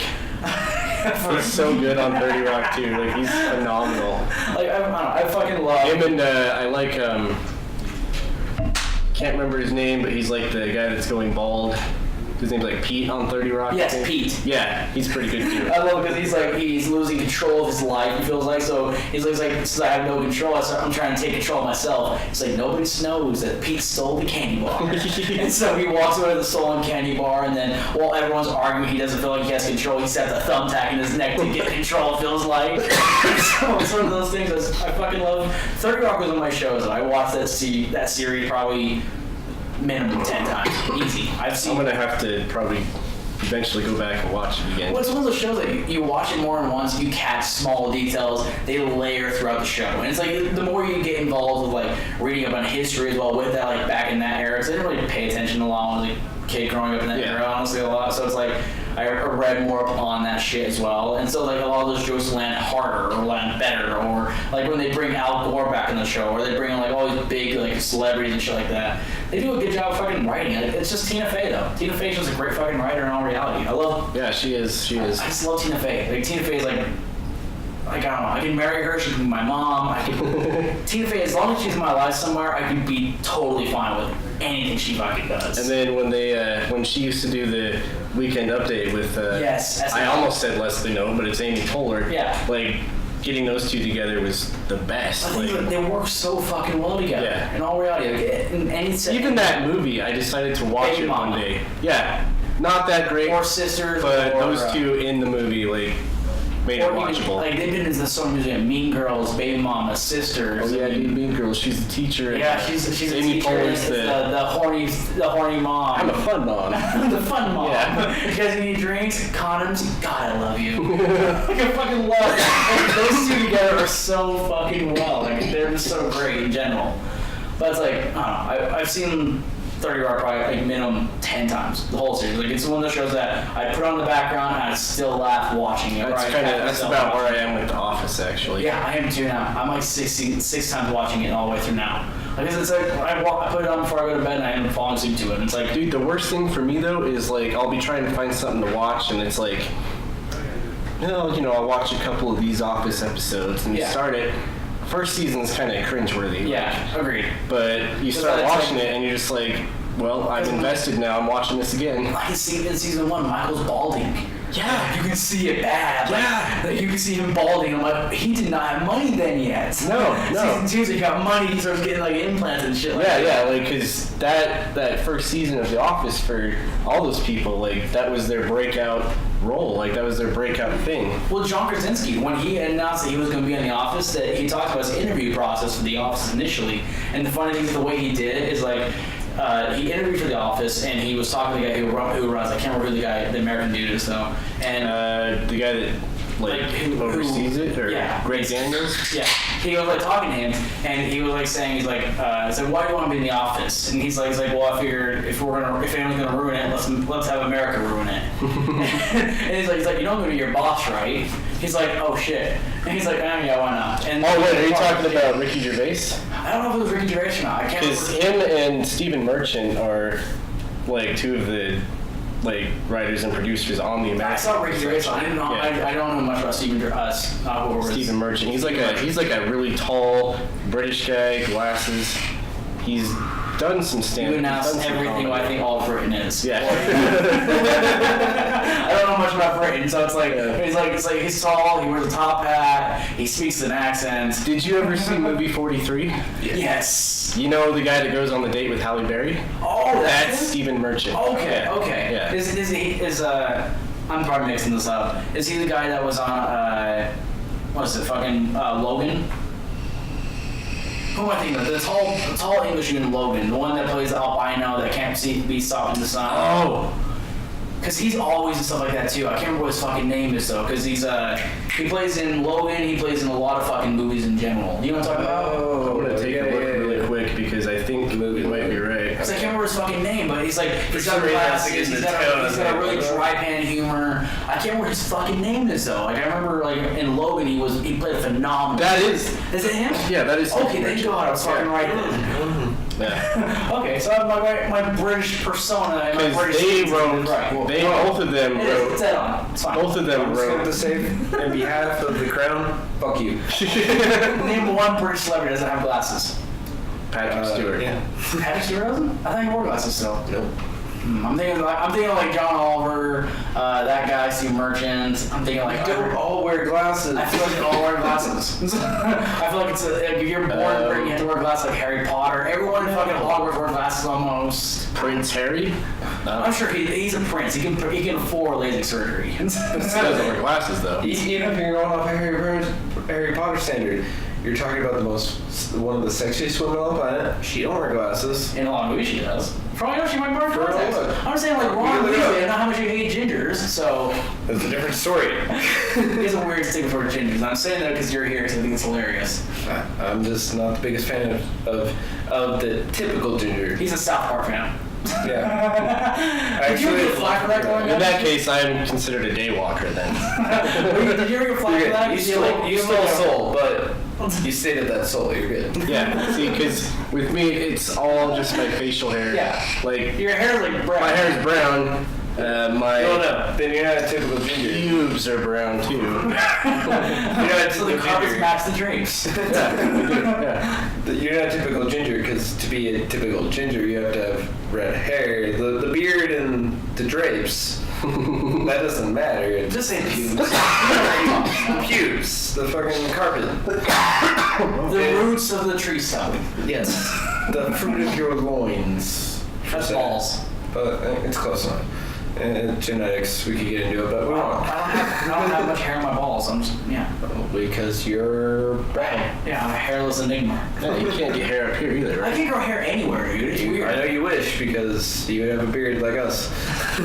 Dude, you have no idea. Like when I was chubby. So that's the good thing. Like if you're chubby and you have a beard, you can still get people to talk to you. If you're chubby and you don't have a beard, you can't hide the double chin. Like it's prominent. It hides on your face. Like it's hi, I would have a slight one, but like I can feel it. I met bigger people than me. You could not tell they were they're bigger obviously, but it's like you couldn't tell their face. Yeah. Like beards are like a mask that looks good, you know? Like if I could walk around wearing a fucking bandana all day and pick up chicks, absolutely, but I'm brown, I'm gonna be arrested. Yeah, like, They're gonna hey, how's it going? Yeah. Oh my god, are you gonna rob a train? No Tonto. I didn't even make that joke with the connection that you're I just thought about American. that. I just thought the bandana. I'm saying like if you're an American bank robber or a train robber, oh yeah, Tonto. I'm like, oh yeah. played by a Johnny white guy. Depp. Yeah, Johnny Depp. He's around. I like Johnny Depp, but that movie pissed me off. It's like, and the thing is, like, I'm not really mad that he's a white guy playing Native American. Yeah, it kind of pissed me off because it's like happened in every fucking Hollywood movie. But it's like, he didn't do a good job in general. That movie wasn't good. I didn't like it, personally. The Lone Ranger wasn't one of those movies I thought was great, personally. Yeah, it was like worth a watch at least. I feel like Johnny Depp's been playing the same character for like the last 10 years, like, you know? Like, I don't know. I've never been a big fan of like the Harry Potter series, so I don't know how I don't know how people feel about him in the new Wild Beasts thing. Oh, dude, that was a good movie though. I watched that. I don't get it because I didn't even finish reading the books. I got to the 5th book and I thought the 5th book was boring at that point. The 5th book is very good. And also Johnny Depp's pardon in the new Harry Potter series, I think is actually very good. But everything around him, to me. But at the same time, I about him beating his wife. Yeah, the opposite. I mean, I'm gonna call him out. you could go on for a while about him, but at the same time, I think what he's doing with the Harry Potter series is actually pretty fucking good. Like I said, I don't know anything about Harry Potter. That was also part of my comedy bit. I had a whole bit about Harry Potter initially, how I don't believe in it. No, not for the wizarding sense and the magic sense, but I'm thinking like, it was a whole fucking school of people, like teenagers. Why is there no teenage pregnancies? There has to be like an abortion spell. There has to be shit like that. Like they never touch on the fucking movies I've seen. Like they don't talk about like, I'm saying if you're the most popular wizard in the whole fucking school, you're rich and you have an invisibility cloak, Myrtle wouldn't be in one moaning. That's the way I see it as, you know? like I'm just saying all general, like Harry Potter's like the most popular fucking wizard that everyone's ever met. So it's like, why the fuck is he not slaying Poon through entire Hogwarts? Why is he not having like 16 kids? Like, that's what I'm thinking, like, you can't say morals. I'm like, at that point, when you're that famous, you're that rich, it's gonna get to your head eventually. You can't say Harry Potter's better than everyone else directly, but everyone else below him's all, I can do all these drugs, but Harry Potter's, he's a good guy. Yeah, I would like to see him in what's her name? Cho Chang. Look it up. Yeah, exactly. I'm just kind of curious. Like, that's the main thing I'm learning on. Like, I never thought of like Harry Potter being like a great show person to me because yeah, it's funny, it's great in a magical sense and shit, but as a kid, I grew up in like a very household with like 6 women, all of them had kids at 15, so I knew about fucking people like having like the kids. thing I was just thinking about just now actually is they first got to, they were like super young in like the first book and the first movie, so like they had no prior teaching of like sexual education or anything, so it's like they didn't even know about that and there's nothing saying that they went to like a public school or anything, so they didn't even probably know about that, you know? I agree, but I think Hogwarts, like if you're that big in the school, you're surrounded by that many women, you're surrounded by like rooms that move as well with that, where no one's in the fucking rooms. I'm just saying, people are fucking in Hogwarts. Like that's regardless. People are fucking there and they're not talking about it. Well, I go with you on the teenager part. There's some angst, obviously, gonna be fucking. I'm just saying, but at 17 years old, I was horny as you're fuck. kind of talking outside the line because rooms don't move like you were saying. Staircases move, and one room moves around, but that is it in the series. Still, stairways move. Like, if I catch me on a stairway, I don't give a shit. I'm hitting doggy style. So you can't tell me that as they're walking up to their dormitory, one of the people in the pictures wasn't just like, oh. Exactly. Like, what I can see it. I can see the staircase moving for Gryffindor to enter into their room and just Cody just hitting it from behind. What's up, guys? I'm just saying, I'm not the only one who's a deviant in this situation. Like, I can't be the only one who go to that fucking school. Like, I'm a deviant. Like, are you fucking kidding me? Like, no. She also tried to think of that. I would like to see a rated R version of that. That would be great. I'll J.K. Rowling. Also, I'm like, yeah. Me and my friends actually one day we were at a bar. I think it was Mulligan's, and we were just, I don't know how we got on this subject, but we came up with what we called Harry Potter erotica. We came up with like porno names for Harry Potter, like what was like Harry Potter and Oliver's Wood. Oh, Harry Potter and Snape Slytherin. I love that. Harry Potter and the Chamber of Azkaban. Well, it's like I've always wondered. Like, Harry Potter and the Sorcerer's Bone. Well, if you guys know anything about the rules of the internet, Rule 43 is if it exists, there's a porno of it. So guarantees are Harry Potter porno, but it's like I'm too. Oh, there's bored more to than watch one. it. There's more. I'm too bored to Oh, watch there's it. one that I saw an article that they were already making one for the new Solo movie. Oh god. I was like, if his name in the movie isn't Han Solo, I'm gonna be upset. Exactly, like fucking Zack and Miri make a porno. Yeah. or something. What was that? Space Wars or Star Wars? Star Wars, that's it. And that's what they talk about. In Zack and Miri make a porno, they talk about the Dutch rudder and that. Yeah. I use that expression way too much at work, especially. Like we talk about the Dutch rudder like on a daily basis when I go down to like my job. We're just hanging out, and then you do a double Dutch rudder where I grab your arm, you grab my arm. Yeah, I fucking love it. It's like my favorite thing. Because like, it's not gay, dude. See, I'm not touching your dick. You're not touching my dick. I'm grabbing your arm, helping you. You're helping me. See how it's working? He's fucking sitting there. He's jerking himself off. It's time for the big finishing scene. It takes for fucking ever. Like, come on, fucking shit's all over. What's your name? Lester Molester Cockenstuff. That's a great porno name. We can have porno names? That's a great fucking name. I just love how they put Jay in there. Like, he's got this. He's all like shy at the beginning, but then he's got like this big fucking schlong. Yeah. Oh no, he wasn't shy at the beginning. He pulled his dick down. He's like, "What's your one thing you can do?" I'm gonna bar instantly. Yeah. He's like, "Good honestly, prove it." Pulls his pants on, starts thinking about it, just comes like impressive. Her name Bubbles.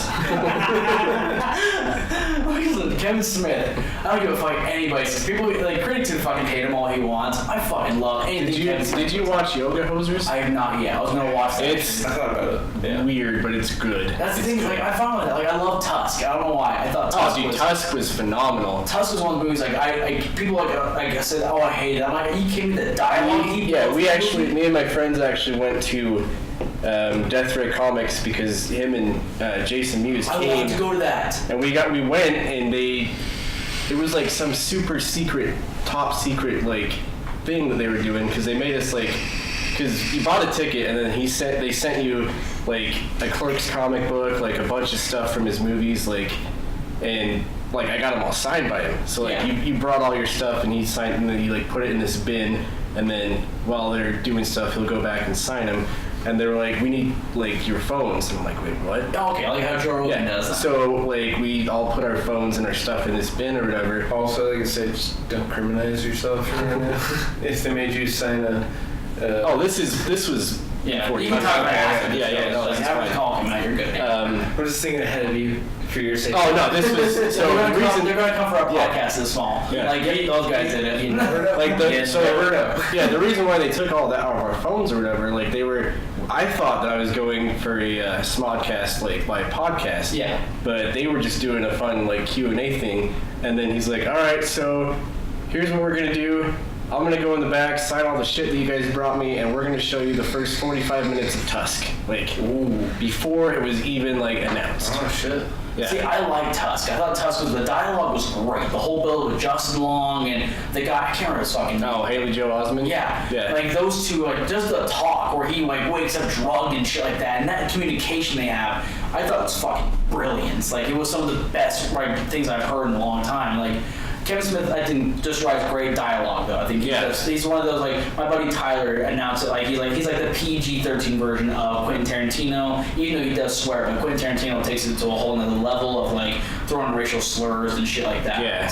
But I think Kevin's like gore. yeah, exactly. But Kevin Smith will bring it to like an R level, but without it feeling like an R level directly. Yeah. And it feels like more like an authentic conversation, like in Clerks when they're hiding behind the desk, or they're just talking about like everything in general in the whole fucking movie, the first one and the second one. They try not to suck any more dick on the way back to the parking lot. 27 dicks. I fucking love that movie. Like I've seen it so many goddamn times. Oh yeah. But no, Kevin Smith was. He's a gem. Like the day they announced he had a heart attack, I told Mac, I'm like, if he passed away somehow, I'm getting a fucking Kevin Smith tattoo the day of. Like I'm getting a Fat Man tattoo. I don't give a fuck. I'm getting his logo tattooed on me somewhere. Sound bombs this shit. I love everything he's touched is turned into gold over the years, and it's just brilliant what he's been able to do with his writing style.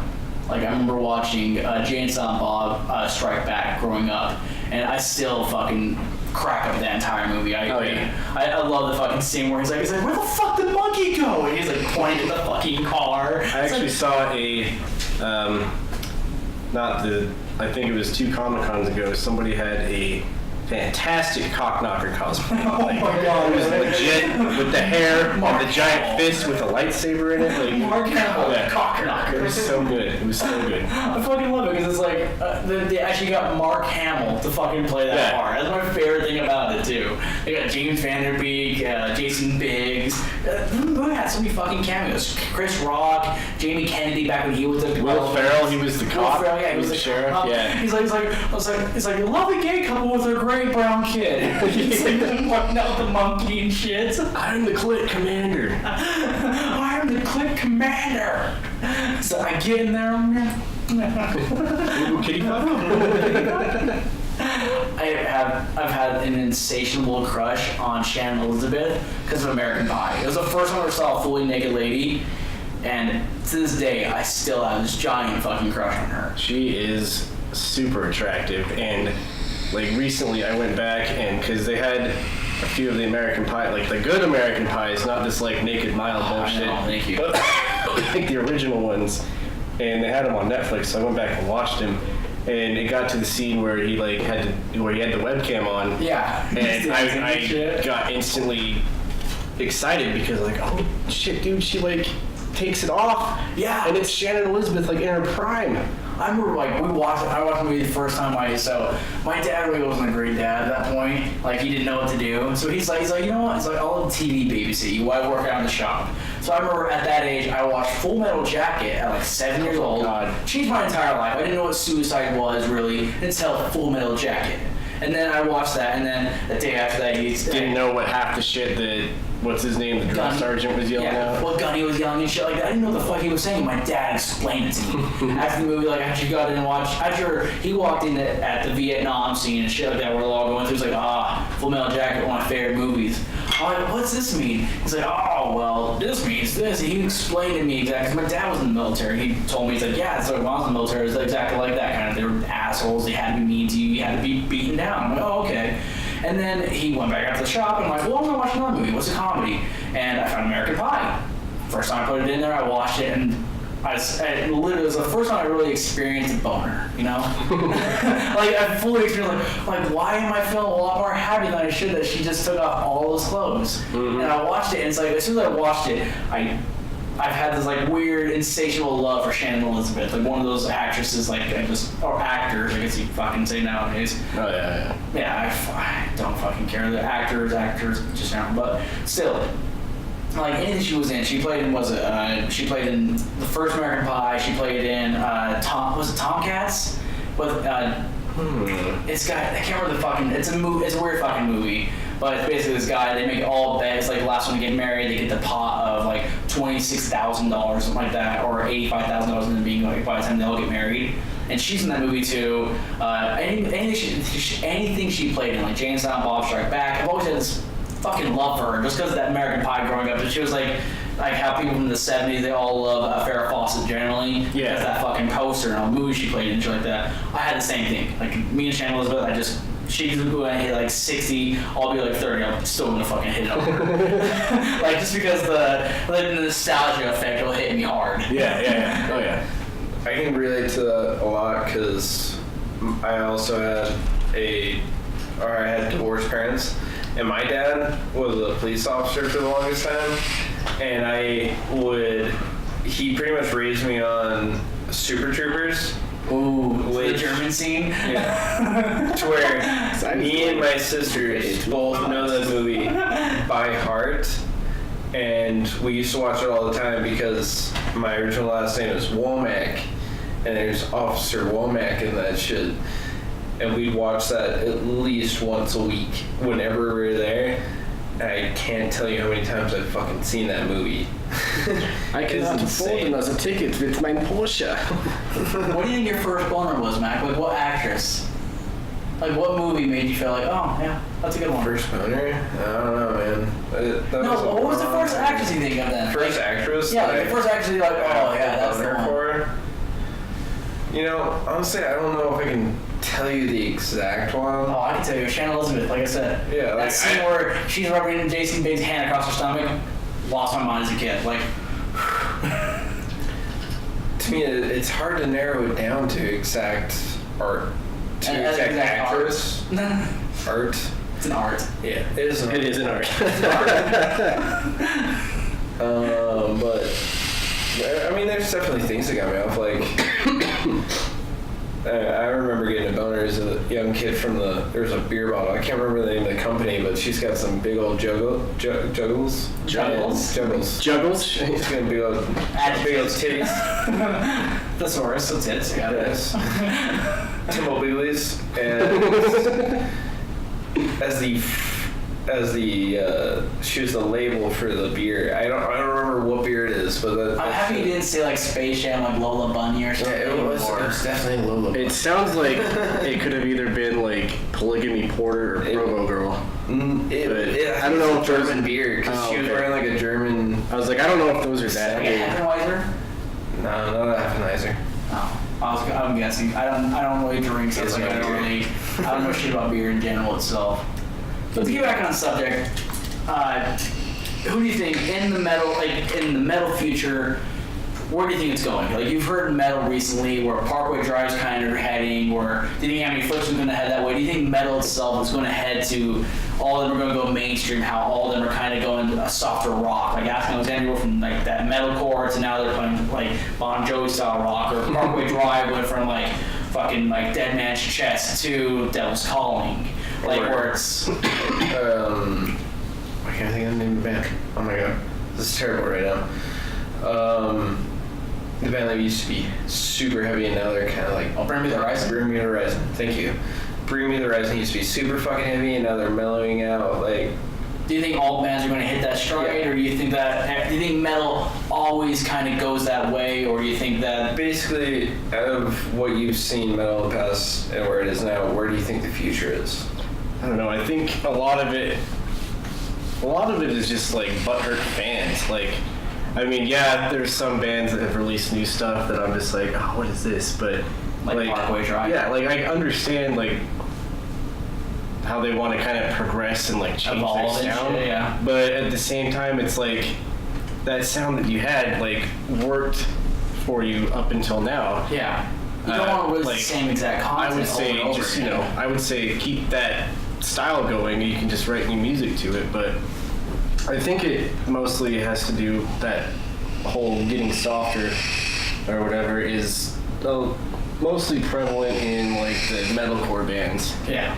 Like they kind of want to experiment and try new things. Do you think it's just falls into the vocalists, where some vocalists say they can't hold it anymore? Like Randy Blythe hit 50 years old from Lamb of God, and he was saying that my next album is going to have a lot of screaming on it because I'm fucking 50 now. I'm not going to be doing this fucking like Like they redneck. It's like they want to keep going, but they might not be able to. Like I'm not a huge fan of him anymore, but like Avenged Sevenfold. Yeah, He personally had that thing, like, what was it? He actually tore his vocal cords, didn't he?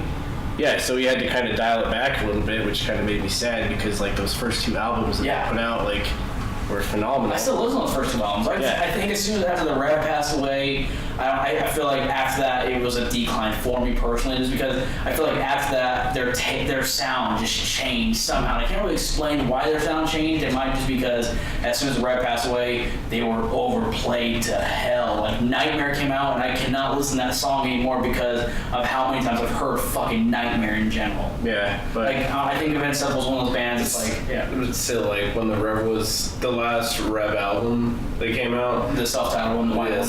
Self-titled album is one of the, in my opinion, one of the best metal albums out there. Like the last song he came out with, which is like a Little Piece of Heaven. Little Piece of Heaven is the last song they came out with, which he didn't fully finish. I fucking love that song. See, I liked it. My cousin really liked it. Things like I love it, but it's like I still think that their second album is the best one personally. One with Seize the Day on it, all that stuff. You're talking about Awaken to Fallen? Yes, Awaken to Fallen. Yeah. I always found that one to be my personal favorite album. Seize the Day is like anytime someone unfortunately that passed away or something like that. It's one of those songs that I always come back to because I remember growing up to it and watching the music video like on Fuse TV and stuff like that when that was back on and shit. And I'd watch that video over and over again because that video had like a lot of sentiment to me because like I've had family members pass away in car crashes, I've had stuff like that, and so it's like that whole song has like a very historic presence to me in general, Yeah, and like there's some bands out there like Bring Me the Horizon that definitely changed their sound up. Like you hear Count Your Blessings and you're like, holy fucking shit. Yeah. And like, then you go and then you hear like Sempiternal, which is I think is still a great fucking album. I don't hate the new sound. I actually enjoy it quite a bit. Well, so this is the one that came out before whatever the one is with the umbrella on it. Yeah, I can't remember what it's called. But Sempiternal like was the one that had like Can You Feel My Heart? Yeah, and I like Can You Smell My Fart? Yeah. Sempiternal. I actually liked that album though. Yeah, me too. I wasn't a huge fan of the There Is a Heaven album or whatever. Yeah, there's a heaven, believe me, I've seen it. There is a hell. Let's keep it a secret. Yeah. But yeah, Sempiternal was good, and then I hadn't really even touched the new album was not one. bad. I found it like a lot more. There's one song on there that I liked. I think it was their single. Won't Follow Me. It's like I guess it's like a bunch of chanting in it. Drown. Yeah, Drown is good. Yeah. I like the sound because Oliver Sykes he's one of the few artists I feel like he transitioned well directly because progressively from each album they kind of got a little bit softer. Like I mean in the sense of like not growling and not going complete like hard detuning, hard detuning, whatever. Because he still kind of does like I think he's one of those people that can't go back to the vocals. No, that I don't think he could. But he still has like that raspy, like when he's like yelling, like singing and stuff. Yeah. Like it almost kind of sounds like that's kind of how I describe like Tim from Rise Against. Yes, he doesn't scream a lot, but like when he like yeah. I agree. I like it though. It's like I think. I remember the Horizon was one of those bands I never really hated ever, but it's like when I first heard them getting softer, I was on that bandwagon of it's fuck them, they're going soft. I want them to come out with like a second verse of like Count Your Blessings and shit like that. I want Pray for Plagues. I wanted that.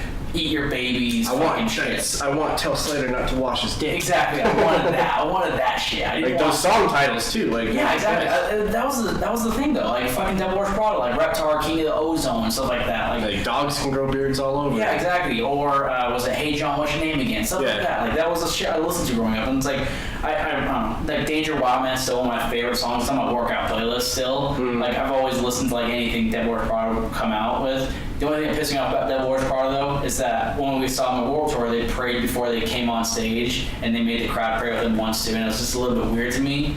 Just like, yeah, it's all right. Like if you do it in solitude, that's fine. But it's like Don't- not everyone's gonna want to do it with you. Exactly, and that's just to me like, I'm like, yeah, that's cool. I mean, yeah, you express your religion, but I'm like, I don't know how I personally felt about them doing it on stage and trying to the crowd pray with them too. I'm like, yeah, there's gonna be some people gonna pray with you, but it's like, I feel like a general consensus of your audience is somebody that's not gonna pray with you. I feel like you're isolating that certain part of your audience, but it's like, I don't mind it still. I get it. They're a Christian band still, and I can respect that. I still don't mind their music, but I feel like they're one of those bands that's like I liked them, but I never loved them. You know? Yeah. Final question for me, at least, is what do you think on differences of like say 80s and 90s metal versus 2000s to now metal?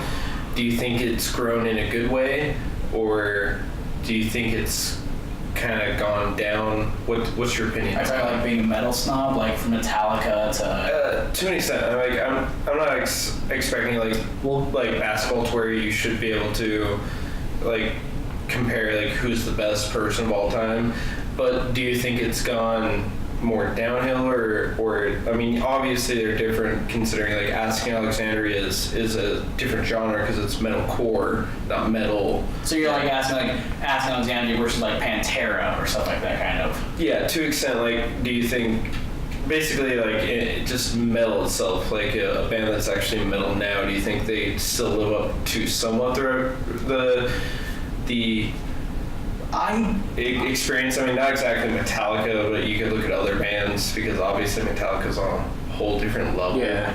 I personally don't think so, because I feel like metal back then, they had that attitude directly instead of like expressing it in a vocal way that the new metalcore does. I feel like Metallica didn't scream because they didn't have to, in a sense. Like Kill 'Em All, they didn't have to scream. They didn't have to.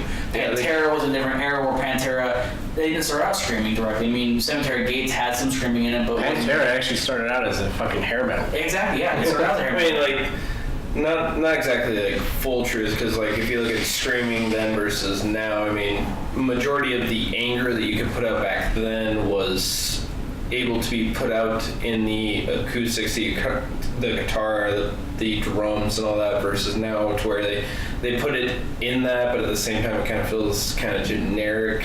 Yeah, there wasn't versus the screaming, which is what really puts out the emotion. Yeah, there wasn't a lot of it back then either. Is like.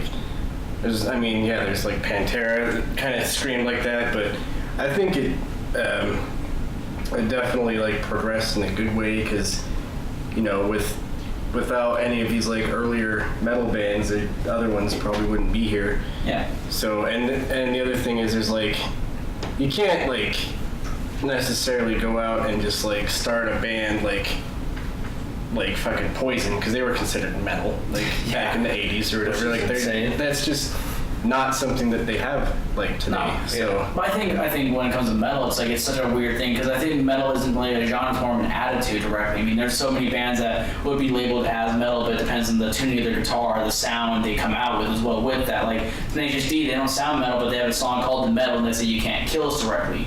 Compared to like, they say that's kind of metal, but then you say Metallica, Kill 'Em All, then Megadeth, and then Pantera somehow metal as well with that. But then some people who are metal snobs who listen to exclusively like 80s and 90s metal directly, where they feel they feel like it was the most pure back then. I've had some friends say like the early albums of Metallica, the early albums of Megadeth were more pure metal than the stuff that's coming out nowadays, and they say that's not metal, that's just garbage. In my personal opinion, it's not that it's pure metal, it's just the easiest to define as beginning, because considering the fact that beginning of metal kind of stayed the same for a while. Because like back then it's just like, you know, there's just metal.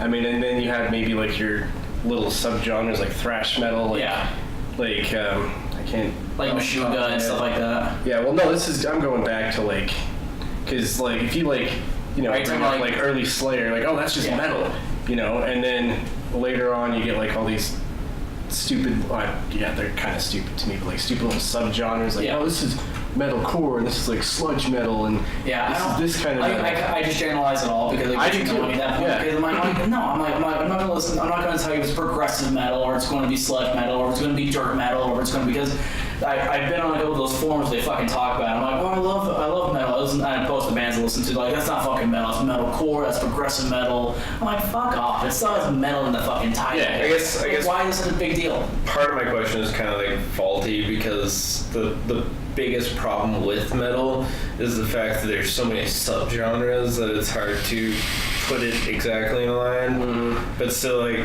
the basic question is just like, from when metal started, we could just put it on a brush style, just easy kind of like. Do you think it's grown in a proper way, even with the differences in Has it evolved with guitar? technology Yeah, it has and stuff? evolved with technology to where without the guitar, I without agree. all that. I mean, if it's you talk gotten about like better. technology-wise, you got bands like who would define technology, like Icy Stars kind of did it. Attack did it as well, where they were using synths inside their music as well. With that, combined with a metal style as well. With Or like the Browning. yeah, the Browning, exactly. Yeah. So, I mean, I think metal has progressed, but I feel like it's also kind of digressed in some senses. But it's like even then, the only reason why some people say it digressed because solos kind of died out. And a lot of people like they always felt metal always had to have a solo somewhere in it. It's like Pantera always had a solo, Metallica always had a solo besides the Saint Anger album. I personally feel like that is just actually a brush from rock. That they feel like they always had to have a solo in there because I feel like most rock songs they almost always Pure have a metals solo. always say that too. Like I still Yeah. think my favorite Well, guitar I think song is that's- Dimebag Darrell. I feel like that's just something that when metal was created from rock, that it kind of just switched over to, you have to have a solo in there. I mean, you look at almost all Guns N' Roses songs, which is like But pretty you much guys the slash being a definition of narcissist. yeah. That's hot, But, that like, motherfucker.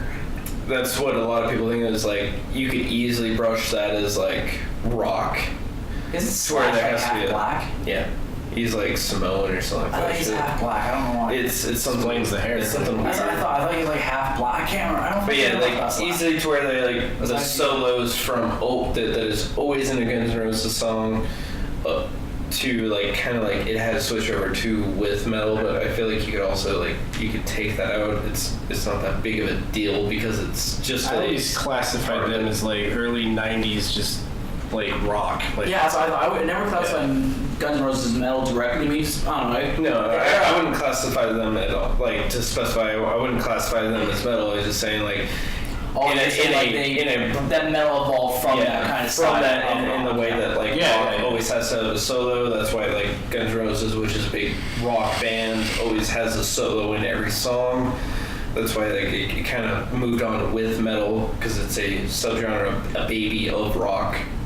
Yeah. Agreed. I mean, I don't know. I think metal. I personally don't think metal is directly as a style, like a genre. I think it's more of an attitude that a rock, like the band, has to kind of have. If that band has that metal persona, then I feel like it's going to be metal in some way, shape, or form. Somehow as well with that. Like I feel like you don't have to scream. You don't have to have a certain like direct like guitar tuning itself. But as long as you have that attitude, like you talk about bands like DRI and stuff like that, early punk bands even as well with that, you can still classify them as a metal feeling almost because a lot of them had that attitude of fuck you, fuck this. I'm here just to make my music that I like, and I felt like that's what metal was. Metal was like that attitude of like fuck you, you know? Yeah. And that's why I've always classified metal as that. If it gives you that feeling of like fuck you, I'm listening to this, then I felt like it was metal to me. I didn't really classify directly anything else as that. I mean, because they're making music for themselves, and people related to that idea of like fuck off. I don't want to listen to the mainstream. I want to listen to something that fucks mainstream up entirely. That's going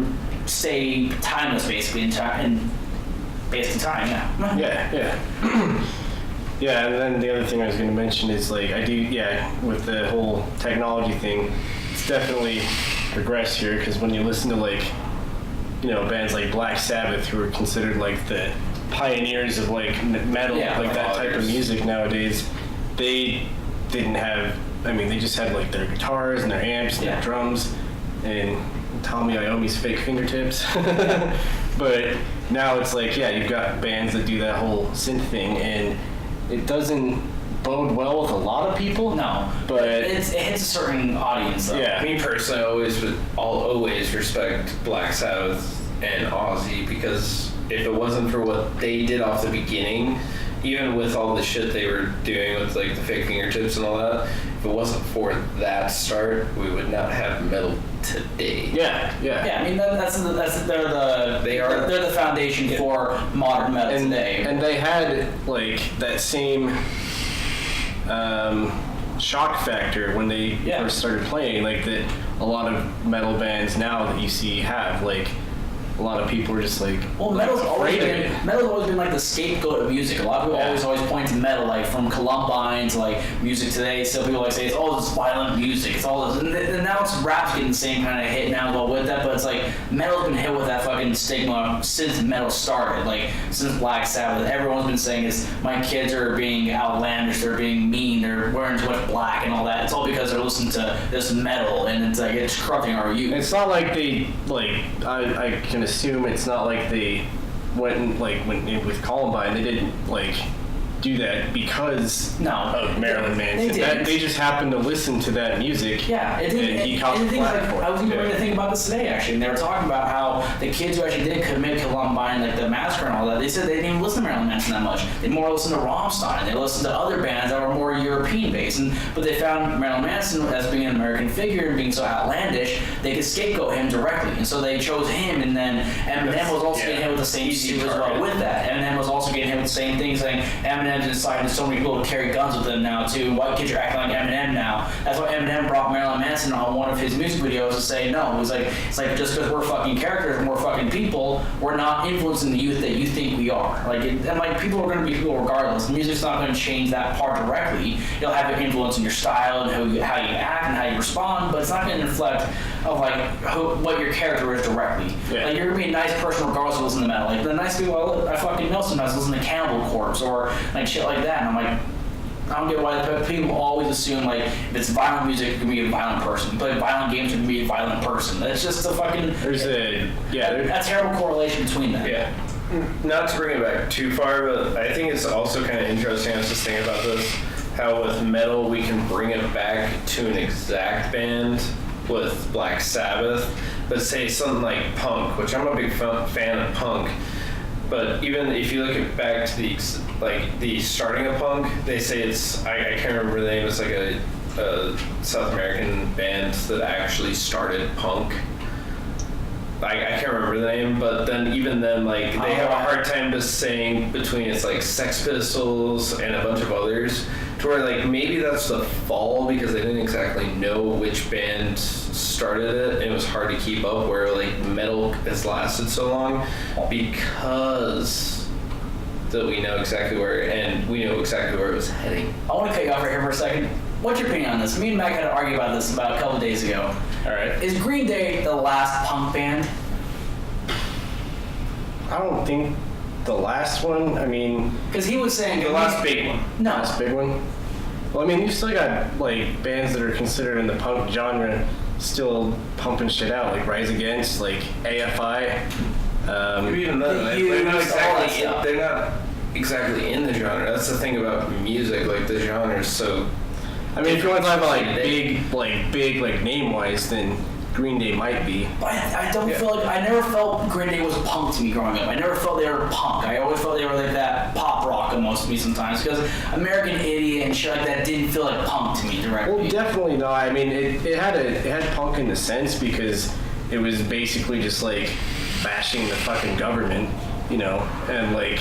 All that shit, but it was just the essentials of punk. It didn't feel like punk. Like I want to be American. Technically, like one of the first ones, which we don't know exactly the first one, Sex Pistols, Anarchy in the UK. Mm-hmm. It's the basics of punk is all you have to do is like bash whatever government you're in. See, I've always hated Green Day though. Like there's one band like you can hate them, but at the same time, at all. Like when they first came out, because they were the junior high band to me that everyone fucking played. They started out in high school. No, not that. I'm talking about my junior high experience, and that was all like Boulevard Broken Fucking Dreams was everywhere in every goddamn movie, every goddamn like You're not taking it back far enough then. no, Like, yeah. Yeah, I mean, like, you're also taking what is distorted through radio and people and saying that is what it is. to me, yeah. When that is not the band. That's not the band. That is Green Day that is radio and them taking what's popular and fucking it in the asshole.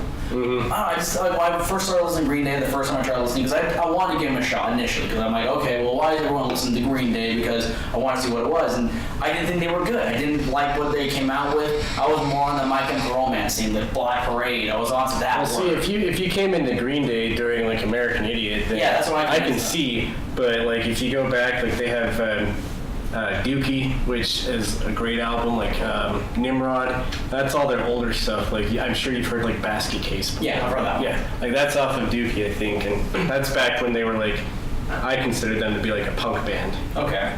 So I just feel like me and him were talking about like the last big punk band, and I'm like, I don't think I never really considered them to be like a big punk genre band in general. So it was just good. Like when I heard punk, I was thinking of like I don't know, like DRI, like that. I don't know. Punk to me was one of those genres that you didn't have to have a good voice. You didn't have everything felt loose because you had to be broken almost to feel punk to me. That's Like you don't have to, but it is like you can get away with that in punk. That's just part of the genre. Well, it's like have you ever seen The Green Room? To me, what I've seen. The Green Room is a movie about this punk band that gets locked in, that plays a bar for white supremacists. And they don't want to play the bar, but they can pay through in their broke band. So they're playing the gig and they walk in on a murder on accident. And during the murder itself, they try leaving the house, they try leaving the whole place, they can't do it. But it's like the way they play the band. It's the guy who recently passed away in Star Trek. Anton Yelchin? Yes, Anton. He's the main character in the movie. It's him and Patrick Stewart.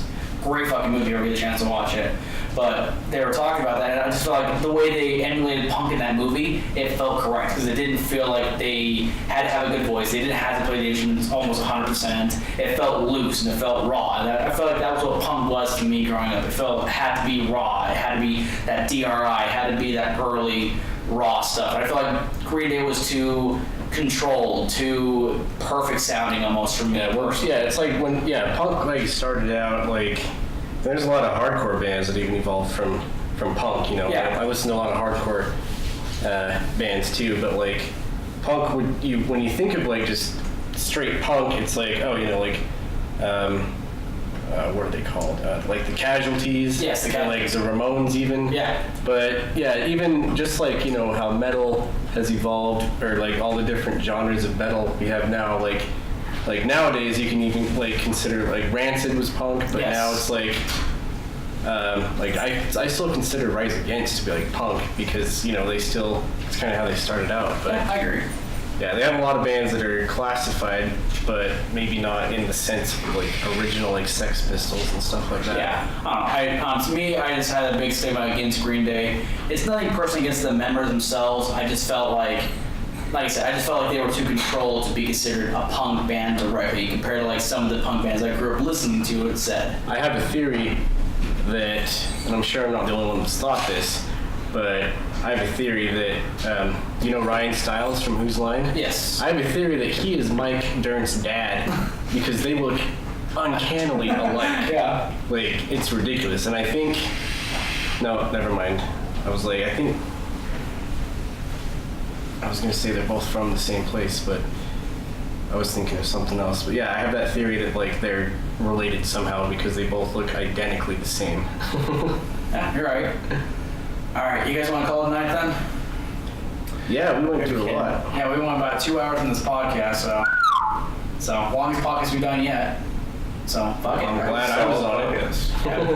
I'm sure we're gonna piss off a lot of people in this podcast, but fuck it. That's the thing about All the Way Great. It's not meant to be like everyone's podcast. It's supposed to be the great spaces. We talk about just anything and everything. I like that. Yeah. Yeah, so that's the whole idea. I didn't know what the name of it was until you started announcing it, actually. Yeah, All the Way Great. Yeah, it's we like that. It rings, it rhymes. It's gonna stay in time, you know.